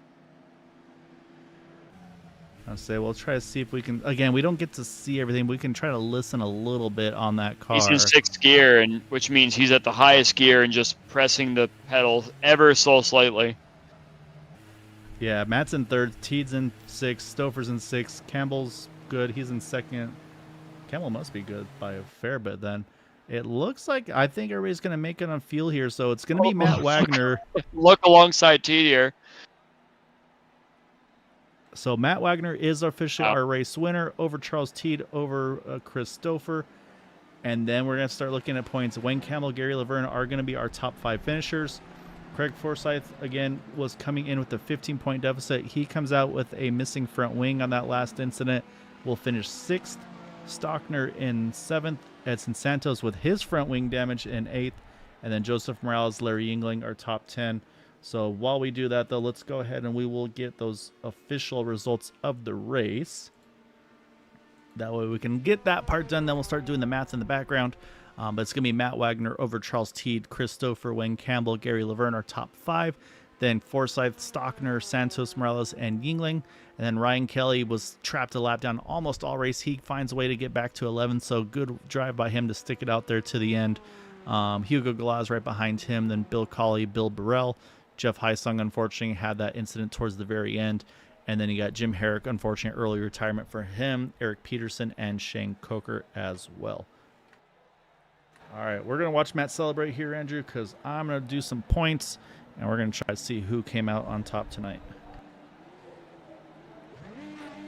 I have taken so many notes, Gael, for my race on Sunday. It's the Indy everything that you plan does not happen that way. And that's what makes this race so great. Even if it's 125 laps, 200 laps, however many laps, you plan something a certain way, and then literally right when you have to make a very hard decision, you have to make a very hard decision. And that always seems to happen here. I am so glad I was up here and not in the car tonight, because I probably would have made the wrong one. All right. I have done bad math, and I think despite all the craziness, and the big thing, it would have not made a difference, but neither driver got the incident free for the 3 bonus points there. And yeah, so basically when it comes down to, it all came the last three laps or so. But in the end, it's going to be an 8-point difference, but it will be Edson Santos is the Area 51 Season 2 champion this evening. Again, I mean, that's probably the most stressful way for anybody to win those championships, but he and Craig were just incredible all season long. Matt, actually, again, we talked about the points and everything like that. I think Matt was about I'll mark and check, actually. Matt finishes in 3rd, 48 points behind the leaders. Coming into tonight's double points race, he was 100 points behind, so he cut that gap over half in that race tonight. So I say one of the things where just unfortunate a few bad races put Matt a little bit out of reach, but again, I say he'll be happy getting the win here tonight, though. All right, Andrew, we got to find some people to chat with and go over all that craziness. So let's start off. I said we could start with your boy. Also, we're going to kick it off with our 3rd place finisher. That is going to be a Mr. Chris Stouffer.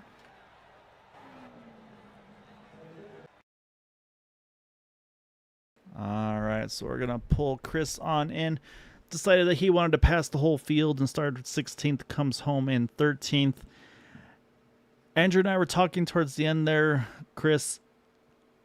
it didn't seem like there was like anyone had a good choice decision for what to do tonight on that last run there, because it's right on the absolute edge of either fuel saving. Do you short pit for fuel only? Do you take tires? I mean, you kind of, your whole team kind of went different directions.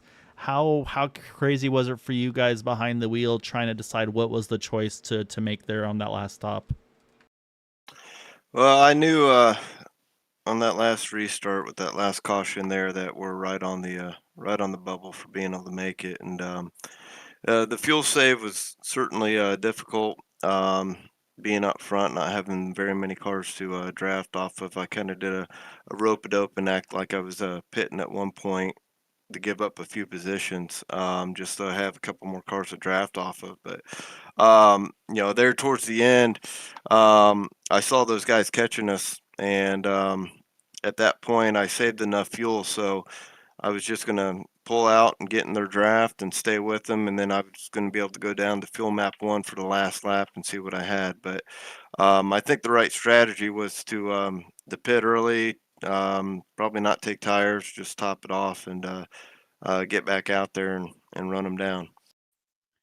Yeah, we saw the rope a dope, Chris, and you'll enjoy what I said about that when you watch the broadcast here. But I was trying to follow exactly what your strategy was, and knowing how you race, it seems that yeah, you start from the back, you didn't qualify and everything, so you're going to try and make up as many spots as you can, do a little bit of a fuel save mid race, and see how that feels. But once we had that, I think it was the second or third caution, it seemed like it was go time for everyone. There was no fuel save left. So you went from, I think, fourth to first there. So was that your strategy to just say, I want to be up front and away from everyone and control the race? Well, to tell you the truth, I was perfectly content just sitting there fuel saving, and Craig goes, "Hey, why don't you go up there and lead?" And I'm like, "All right." So I just decided I'd go up Perfect. front. He knew exactly what you wanted. Well, peer pressure and all. But yeah, I was fine just riding. But he said that, and I was like, all right, I'll go lead some laps. Why not? And I was just up front. We're all on the same fuel strategy at that point. So fuel saving was just gonna maybe shorten my last stop a little bit. But with the way the cautions played out, that strategy got changed up. But yeah, I was just having fun tonight. Nah, I mean, it was like I said. I mean, Andrew and I were watching the strategies, and it's like someone's gonna try it. We see you and Stockner. I mean, you guys are seconds and seconds ahead of Teed and another group saving fuel. I think it was about 7 seconds at one point, and then we look at the lap times, and instead of running 41s, 42s, you ran a 47-second lap, and then we're looking at the Craig and Edson and the guys that pitted. Is like, they're catching them really quick. And I mean, it was so crazy there at the end. And yeah, we definitely caught the pit road. I initially was like, oh, he overshot the pit entry, so he stayed out. And then yeah, Andrew was on top of that. I was like, yeah, I don't think that's what happened. But no, it was, like I said, it was wild tonight. Just all the different strategies, and like I said, just the timing of that yellow put it in such a crazy spot. We both said I don't think we've ever seen an ending like that with all the strategies. Like I said, I mean, there was a short pit for 4 tires. There was a splash of fuel only at the end. There was guys staying out. I mean, we had every base covered there. Yeah, it was crazy there at the end. But man, like I said, it's been so much fun watching you throughout the season. Like I said, I think you're one of those ones. I think you like to start in the back just to try to practice and passing. And I say I feel like every time we've watched you, it's always plus 10 and plus 15 cars passed during the course of these races. So yeah, it's been a lot of fun watching you do that. So definitely got to give you the floor here for any thanks and shouts for that podium this evening, sir. As always, thanks 40 Racewear. Go to 40racewear.com for boots and accessories. You guys up here in the booth, thank you for broadcasting us. I know it's a lot of fun racing in the league, so shout out to Craig for keeping it going. And um, yeah, other than that, I think we'll call it a night. Well, great job tonight, man. And I'll say go to get a little bit of break. I'll say Andrew's been prepping his notebook. So I'll say if you guys race together, I'll say he's gonna be throwing some things your way. I have a feeling. So enjoy the calm though before you have to deal with him some more. I'd expect nothing less. Great job tonight, man. Thank you. All right, we got to jump another spot forward. And again, I feel like this is maybe one of those situations here, Andrew, where, like I said, I mean, obviously it's very unofficial based on where the caution flew, but I'm not gonna say because I'm gonna open a huge can of worms. But man, if that caution comes out about maybe 2 seconds earlier, we're chatting with you in a different spot. I feel like tonight, Mr. Teed. Yeah, it's I was wearing the wrong underwear, I guess, but I honestly that was dirty pool anyways. That is not how you want to run a race to go map 8 for 15 laps. Watching it, it was honestly the most fun part of the race though, because it was really hard to pass. And it suddenly got very exciting when we took the last little splash and tried to see if we could make it because there was nothing I had for anyone in the top 5 all night, and feel real bad that I had contact with Jim. I didn't see the replay. Obviously, I'm sure you guys did, but Peterson said there's a pretty significant amount of net code, Yeah. but I'd love your feedback. I No, just feel bad there for was Jim because lots of Jim's net such a code. great dude. I was just trying to race to get around because I was losing so much ground. I'm just so freaking rusty, but it was fun. It was fun the last 25 laps, and Wagner was in our Discord, so we could see him on the track map and then on the relative and how fast they were coming up, and then finally I was like, the hell with it.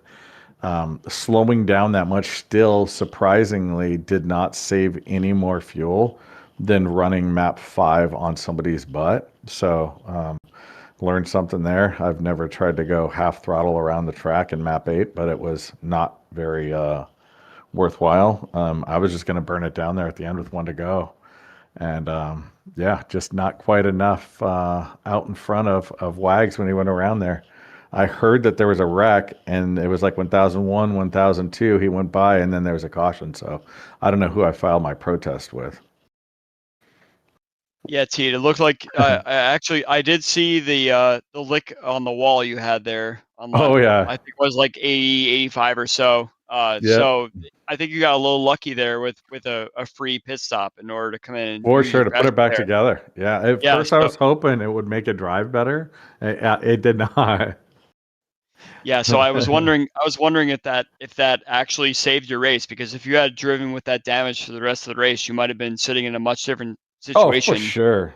For sure. But we both know I absolutely had no significant pace. That was a gross second place. But I've had times where I've had a really fast car in years past where it wasn't. The funny thing is, guys, like unrelated to this, is that 2 nights ago with work, I was unable to sleep, stressed out of my mind. So I started watching old races from 3 or 4 years ago and listening to Steve call some of these races from years past. And it was really cool to see. And it's been such a fun group and great group of guys. I just really, really appreciate all that you've done for iRacing, for getting us all together and getting us racing, regardless of how shitty of a race I ran tonight and banging into everything. Just such a great bunch of people. And I wish I had more time to race to be more competitive. It's just right now that's just not in the cards. You just got to get a little older and get to that retirement time. But no, Yeah, yeah, no, that'll I help. echo. I actually chatted with a few guys pre-race, and I was kind of saying this, like thinking, hey, really appreciate you guys being here all season, and you're right. I mean, because with the Area 51 League, Dark Horse, and I mean, there's other leagues coming in now as well. Well, probably not coming in, but ones that I wasn't as familiar with, like Votive and Matt with the Horizon. So, like, it's such a tight knit community where it's like if you race one of these leagues, you race another one, you're bound to see probably about 5 other people, and yeah, that's what makes it so cool to see. I mean, we talked about Bill Colley at the beginning of the broadcast, like that's what that, I mean, again, like obviously you want to finish well and win races and do all that kind of stuff, but yeah, it's like I said, it becomes a hang. Like I said, you get to hang out with Peterson and BS with him and all that. And like I said, I think that's what I love the most about all this. Me too. I think like and I didn't realize that with the updates, this is how often I race. I tried to call out Collie and no one heard me because it was in the wrong channel. I mean, that's freaking out. I like tip my cap, kicking cancer's ass. I mean, we've all had too many people we've lost to cancer, and tribute to him. Had a friend pass away last month, going to a funeral on Friday and Sunday. It's just like there's some great people that we've lost recently, and it's great to hear that Bill's conquered it and that your dad's kicking its ass and fighting it. It's yeah, It makes you think about what's important, and what a great group of guys. And thank you both for doing these and broadcasting them and being a part of it and offering such good insight into the races and calling us when we're hacks and banging into stuff like I love wood that you come out hitting the wall. Like I smacked the shit out of the wall. And it was driving sideways for about 3 laps. I told the guys right after I did it, I said, this might actually make it turn. And it did not. So thank God the yellow came out. And it was nice to see Wagner get the win, because one of the races I did watch, he ran out of gas with 2 laps to go, and I beat him at Loudon. So that was the one I watched 2 nights ago. So it's irony that he beat me like this, and it was one of the ones where where we had the underwear joke. So kudos to Wagner, great dude. I love to give him shit, but I'm glad he got a W. So he's not going to be washing his for a while, is what I'm getting take out of this one. Yeah, I think he wears Pampers. Gross. So I don't think. Well, we'll check. Say maybe there's a different brand he goes for. But Teed, before we let you go and say talk some more smack maybe to others, we definitely got to give you the fire. I mean, you've already given a lot of love, but just in case, any extra thanks and shouts for that runner up tonight, sir. Yeah, I think just thank you guys for putting together. Peterson, Hobson, Schaus. I don't know where he's at tonight. Candy ass. It's fun. Hai Sung got 2 wins this year, which is awesome for him. He runs so often, and it's nice he got some wins. Just a good bunch of people. I would love to see your dad get out here. Tell your dad to get off of his ass and come out and race with us. And thank you guys for all you do. Really, really appreciate it, both of you. I appreciate it, sir. Great job tonight. We got to go get Matt. He's got to go pee, so we'll get to. Well, actually, I'm going to lead off with that when I get him. So great job though tonight, sir. Yep. Thank you. Bye-bye. All right, well, we got to grab our race winner pre-P, although we're hearing rumors of maybe Depends being used in that car. So if that's the case, you can just go ahead and go as we talk. But Matt, I mean, obviously you've been in championship fights before, so I mean you're watching Craig, you're watching Edson, but then you've got your own race you're going to try to win, and then you get to the last run here. So it's like you and Craig pit, you guys are swap drafting like nobody's business. Then you start to see little by little, okay, someone peeled off, fuel only. You get to Edson. You're both on old-ish tires. And it's just, I mean, how crazy of an ending was that for you before you even get to all the fuel-saving guys there with that, 5-ish to go? That was pretty chaotic, wasn't it? I'm sure you guys kind of, I'm not sure. I'm not sure if Edson took tires. I think fuel only. That's what I figured. Okay, because I was sitting here talking with a guy that said Edson I think he went fuel only, because if not, that would have been I don't know if that would have been a disadvantage or he would have to stay in traffic to save fuel. So yeah, that would crazy. Anyway, lap 120, I think Hugo Gallows was kind of like I guess kind of held up the field a little lap traffic, and I just quietly went around him. I'm really surprised that Craig left the door open there on the bottom. He just inviting me to come down that way. Wow. It was so hectic between Stouffer, them, and they were saving fuel, weren't they? Oh, I don't know how much fuel they had left. So Tito's talking about map 8. It was chaotic. Yes, I mean there was a bunch of guys saving fuel out there, and it was Teed, Stover, Campbell. I think Stockner was in there as well. So it was you caught different people saving fuel in different stages, and then at the very end you caught the 4 or 5 of them, and that's where Andrew and I were watching. We're like, man, I'll step in here, Gael. So my question. Yeah, my question to you, Matt, was, well, it's more of a thank you for listening to me on that last caution on lap whatever that was, 87, 88. I said, stay out. Gael can back me up here. I said, everybody stay out, and you and Craig and Gary were the only 3 that stayed out. Yep. And I'm like, I don't know how these guys are going to make 38 laps on fuel. It's just not going to happen. No, unless there's a merry-go-round of cautions back to back to back, and it didn't seem like that behavior was going to happen in this race. So I had made the call that the best strategy was to stay out. and I was hoping it was going to play out. And sure enough, we saw everybody in that group of Stouffer and Edson and everyone kind of peeling off one by one, saying, I can't make it, so I'm going to go to the back of the pack that they're staying in. And eventually Edson had to pit, like you saw, no tires. Right. Stouffer was running map 8 and everything. So I really do think that the strategy there was to stay out, and it seemed like you made the right call there. Did you think that was the right call at the time, or did you feel like, yeah. oh no, Stouffer's gonna overtake me and try and do some sort of fuel save with Craig? No, there's no way. Here at this track, you can't make 38 laps. There's no freaking way. I thought those guys are going to run out. So I said the best call was to stay out, hoping, maybe some of the guys pit. They did. It turned out to be the right call. So who was the other one that stood out? I think it was It was what did Gary. you mention? Gary It was Laverne, Gary. yeah. Gary Laverne. So I was wondering when he was going to pit. I was sitting here watching my map. I'm like, Gary, pit. You're going to force those guys to save and run so slow. They wouldn't be a factor. And sure enough, Gary needed a caution. He needed a caution around like 105 or so. Yeah. Otherwise, he was cooked. Yeah. It wasn't going to happen. I was kind of hoping he would pit, with us. Yeah. I'm just happy, man. It was the right call. Thank God, things went my way for once. But the chaos at the end when Charles, that final corner of turn 2, before the caution came out, I think I went back and watched the replay. I think it was it a car length or 2 car lengths? It was like nuts. Like Charles almost like snookered one out of me. So, it wouldn't be the first time he's done that. I've ran out of fuel to him once at New Hampshire. He just got done talking to me about that too. So, very fond memories of running with Charles, and it was great racing. Yes, and he did mention that one as well. So he was happy it wound its way flipping back the other way around for you able to grab it as well.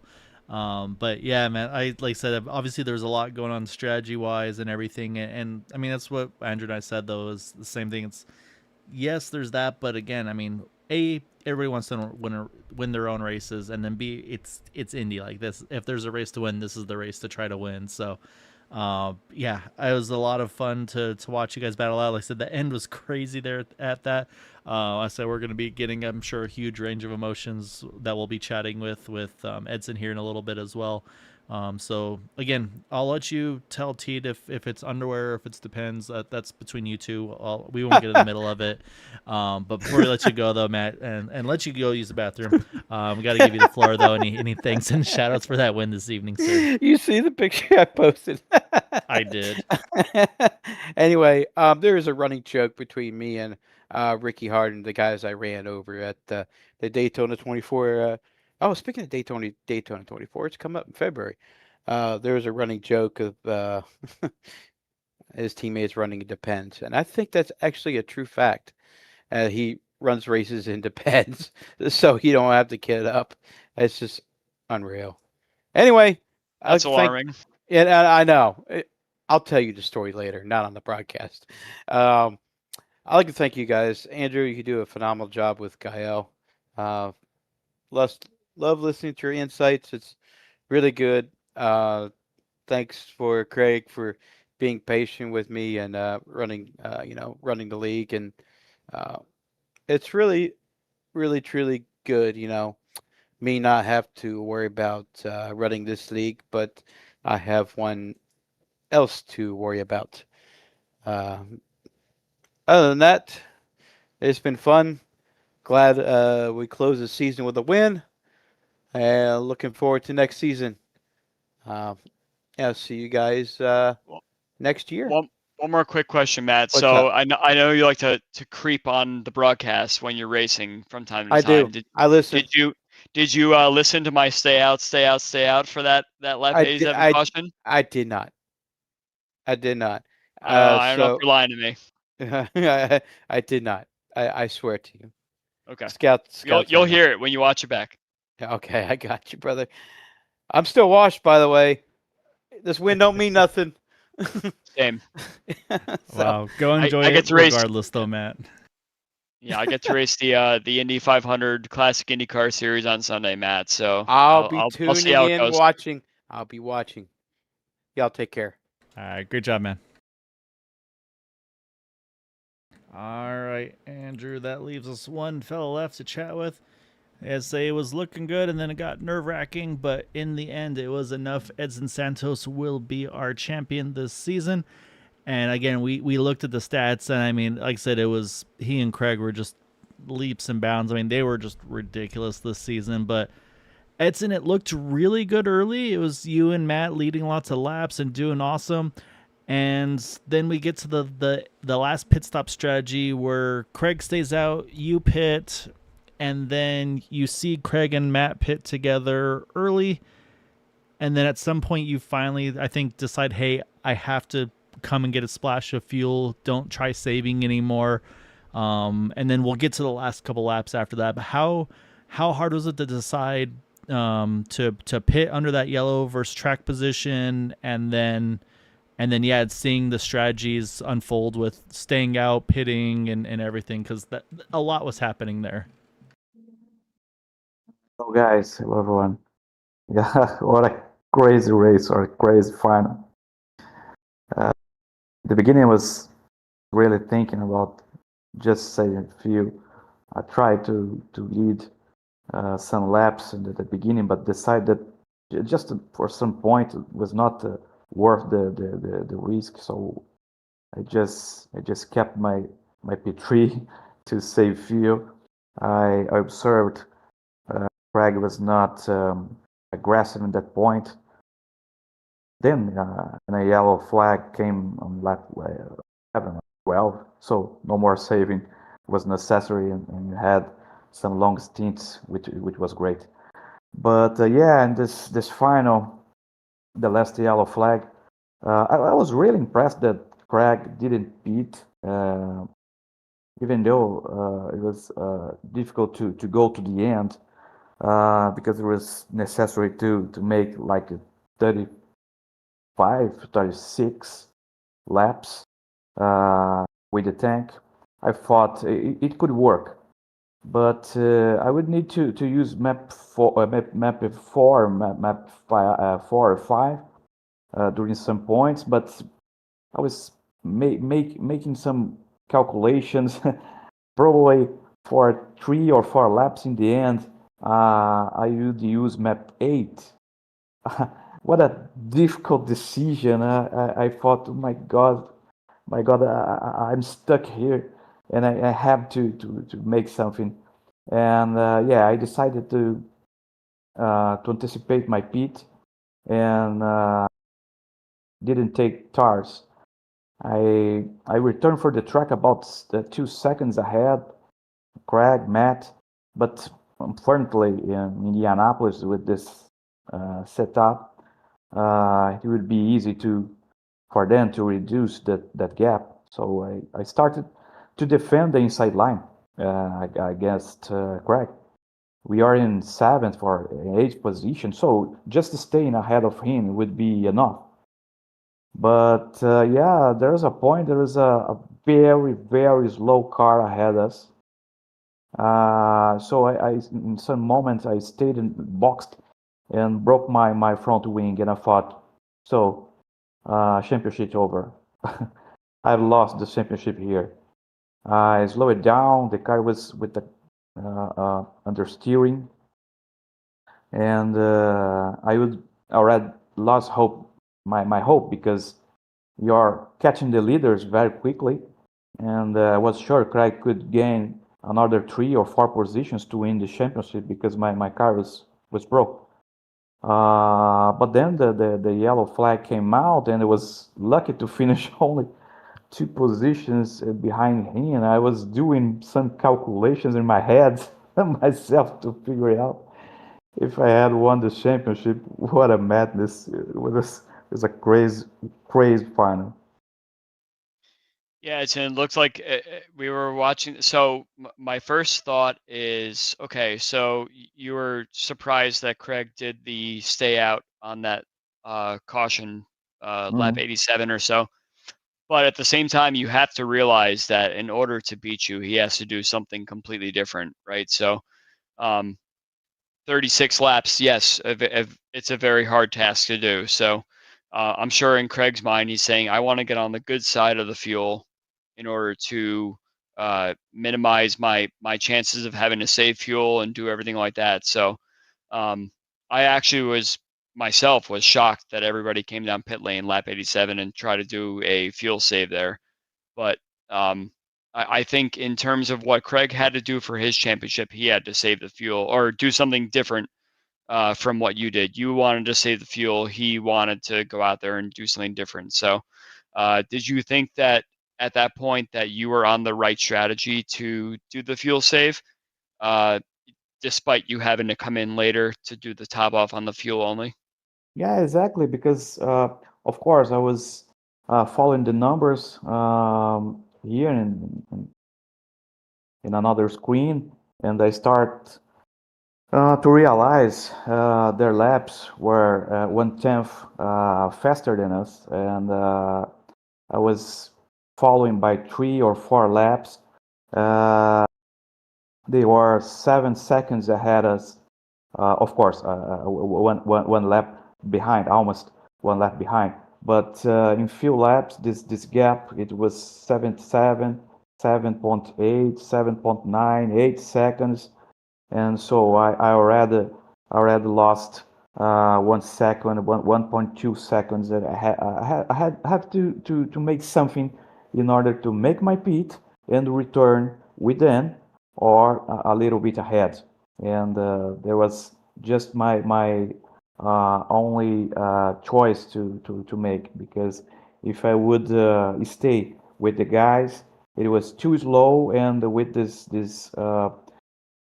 big chance to use map 8 in the last laps.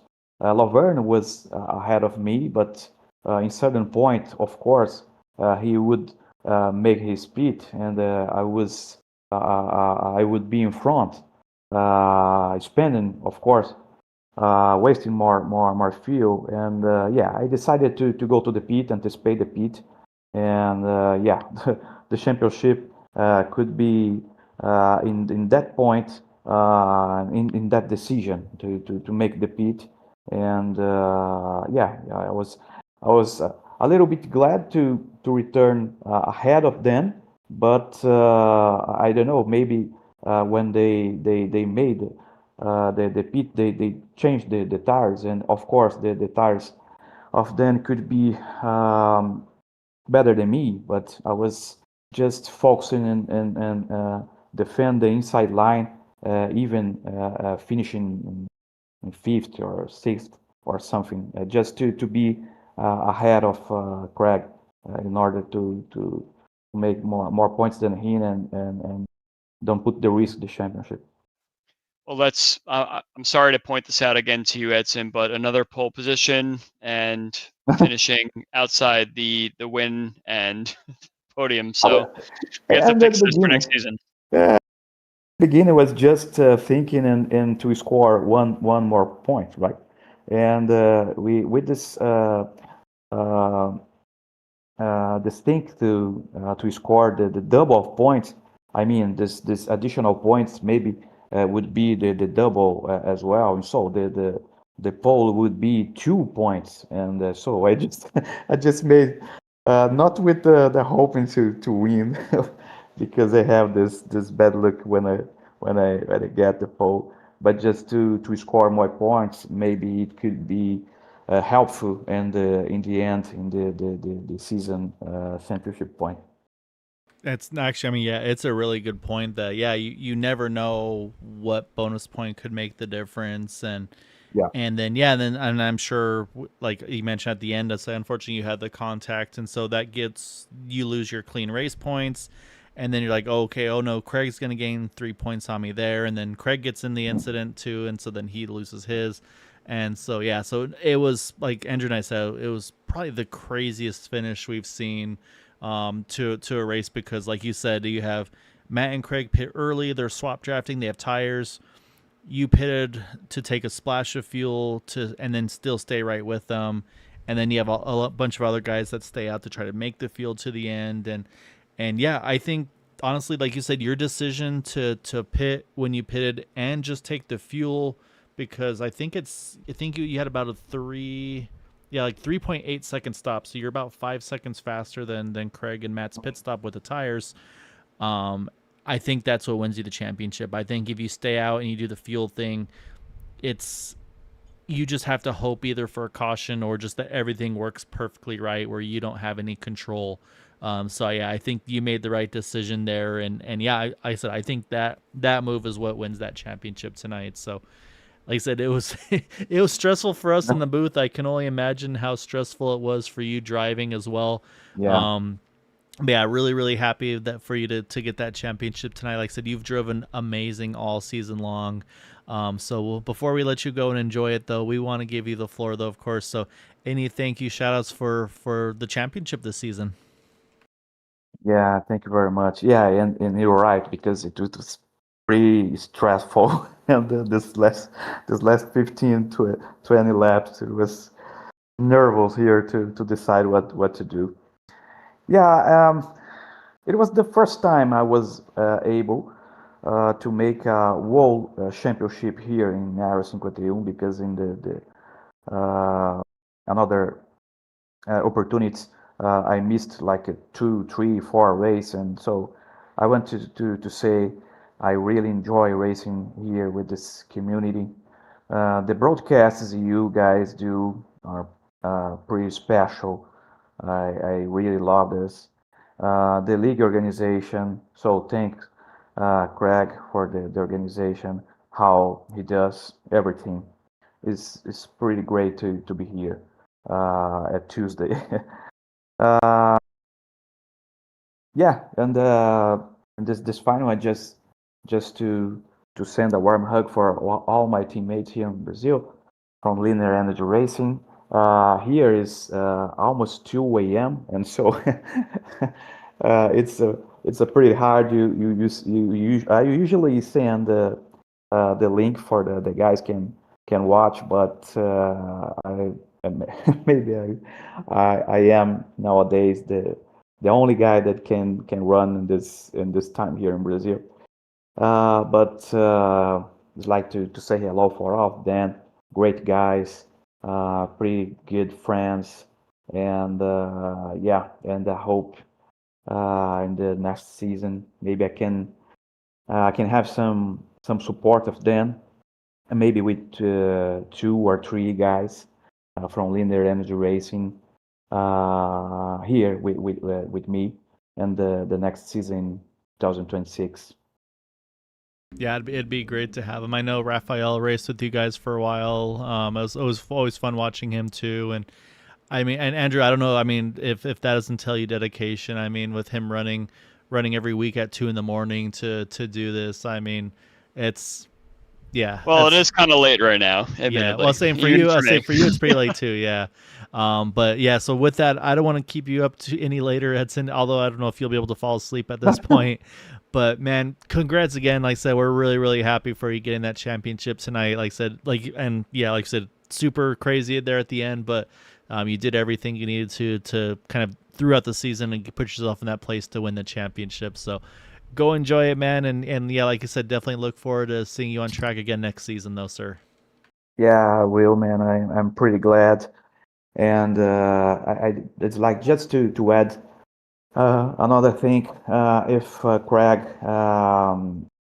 would have win, would be well deserved as well because 8 points, just 8 points, it's nothing, right? And so it was a great battle with him, clean, fair, and so congrats for him the way he raced, and it was a pleasure to make this race with him and to have this great fight for the title in the season.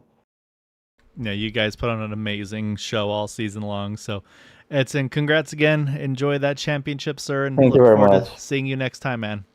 Yeah, I'll be here for sure. Thank you, guys. Thank you. Take care. All right, Andrew, that is our season champion, Edson Santos, in the number 20 car. Like I said, 8 points was the difference when it came down to it in the end. But the ending, I mean, I just still can't. Like, he has the contact with on the backstretch. We can tell that there's front wing damage. Oh no, season's over. Like that's it. Like there's nothing that he can do. And then it just gets even crazier the next couple laps with the incident. And even then, Craig was still not having the easiest time getting through that traffic. And then, like he said, he had to try to find a way to see if he could find a way around those couple cars if needed as well. And then, yeah, unfortunately, Craig obviously getting involved in that incident in turn one, getting his wing damaged, yellow coming out, and just somehow they wind up just with that one car in between them, and that made the difference. And like you said too, it was in 6th and 8th positions, which means the points gap isn't as great as it is if you're in the top 3-4 positions. So yeah, I don't think I've ever had one ends like that with yeah. It was the craziest one I think I've had in a long time. I'll bail you out of this one, Gael. I mean, it was everything you could ask for a season ender, right? We don't want to come here for a last race of the season and have someone win by 5 seconds or something like that. We want to see a complete strategy flip, something that someone does that really sets them apart from someone else. And that we saw it tonight, especially with that fuel strategy that Stouffer and that group of guys were doing up front. They were like, okay, we're going to save the fuel and we're going to go about 1/3 of the speed and or 2/3 of the speed and try and make it, and we'll see what happens. And I would have liked to see what happened if it actually played out that way, if Matt was able to sift his way through the pack, get himself to the front and pull away, because that would have showed that strategy was definitely the right one. It definitely was the right one from what we viewed, but based on the finishing order, it was probably a little bit different. So I'm very happy to see how this race played out, and it definitely played out in a way that was exciting for everyone watching and for us to call for sure. Yeah, no, and that's exactly like I said. It was like there's 3 or 4 different things happening at once, like you said, with Matt and Craig, and then with Edson peeling off and doing it, and then I'll say a slightly different strategy for Gary Laverne there as well, and then the guys that were saving. Yeah, I mean, and like you said, if the one that caught me too was Teed talking about map 5 versus map 8, where it wasn't really any fuel save gain. That one is something that, like I say, I don't have my Andrew Woods notebook, but that'd be something I would put aside for future stuff, because I would have always assumed that a map 8 would be saving better fuel than 5, just because of how much slower you are in the process. Yeah, I think unfortunately sometimes it's measured based on how much throttle input you have, not exactly what fuel map you're in. So it compounds itself if you're in a better fuel map. But if you're running with your foot to the floor on map 8, you're going to burn a decent amount of fuel, similar to what you would do in map 5, for example, and lifting a little bit more. So it may seem like that's the fuel save one, but if you're just foot to the floor, you're just opening up that manifold to let all the fuel through, and it doesn't save as much as you think. Makes sense to me. Nah, so as long as you get it, then I'm okay with it. But again, great, an amazing season, Andrew. It's been so much fun doing this with you, and I echo what everybody else was talking about. I mean, like I think Teed nailed it, where it's like just the community that you're able to build with making friendships and everything like that. It's so cool to see. We saw so many guys were able to get together over at the Sim Gaming Expo in Indiana and or Illinois, one of those two. Apologies. I think it was Illinois, actually. Illinois. But yeah, it's so cool to see some of the guys get together for the 500, and yeah, so to me that's what it's all been about. Obviously the racing's a perk, and again, we all get competitive. So yeah, it's been so much fun doing this, man. Thank you so much. I'm definitely looking forward to see what next year holds, be it on track or up here with me again. I would love to have you, but we got the holidays to figure all that out. So we could do both even. Maybe I could jump on track for a race like I did for New Hampshire. That was a lot of fun that one time, to just kind of be on track and talk it out. Yeah, we'll get some stuff set up. Our people will get in touch with each other. But yeah, Great. everybody on YouTube that watches, that cheers on your favorite drivers, by all means, don't be shy. Reach out. Let us know who you want to see. We'll give them some extra airtime. I have no shame in that. But yeah, like I said, thank you all so much for watching and supporting. It's so much fun doing this with everybody. And then, yeah, that's going to be it for us this season on the IndyCar side, as well as the Super Speedway, already claiming our titles over there. Might be a couple here and there broadcasts for like some fun races, hosted races, things like that. So keep an eye there as well. So you can find that obviously on our YouTube channel, Area 51 Discord as well. The website's area51iracing.com. But yeah, for myself and Andrew, that's going to be it for us this evening, which is now this morning in the East Coast. Sorry, Andrew. But until next time, as always, take care, stay safe, have a good night.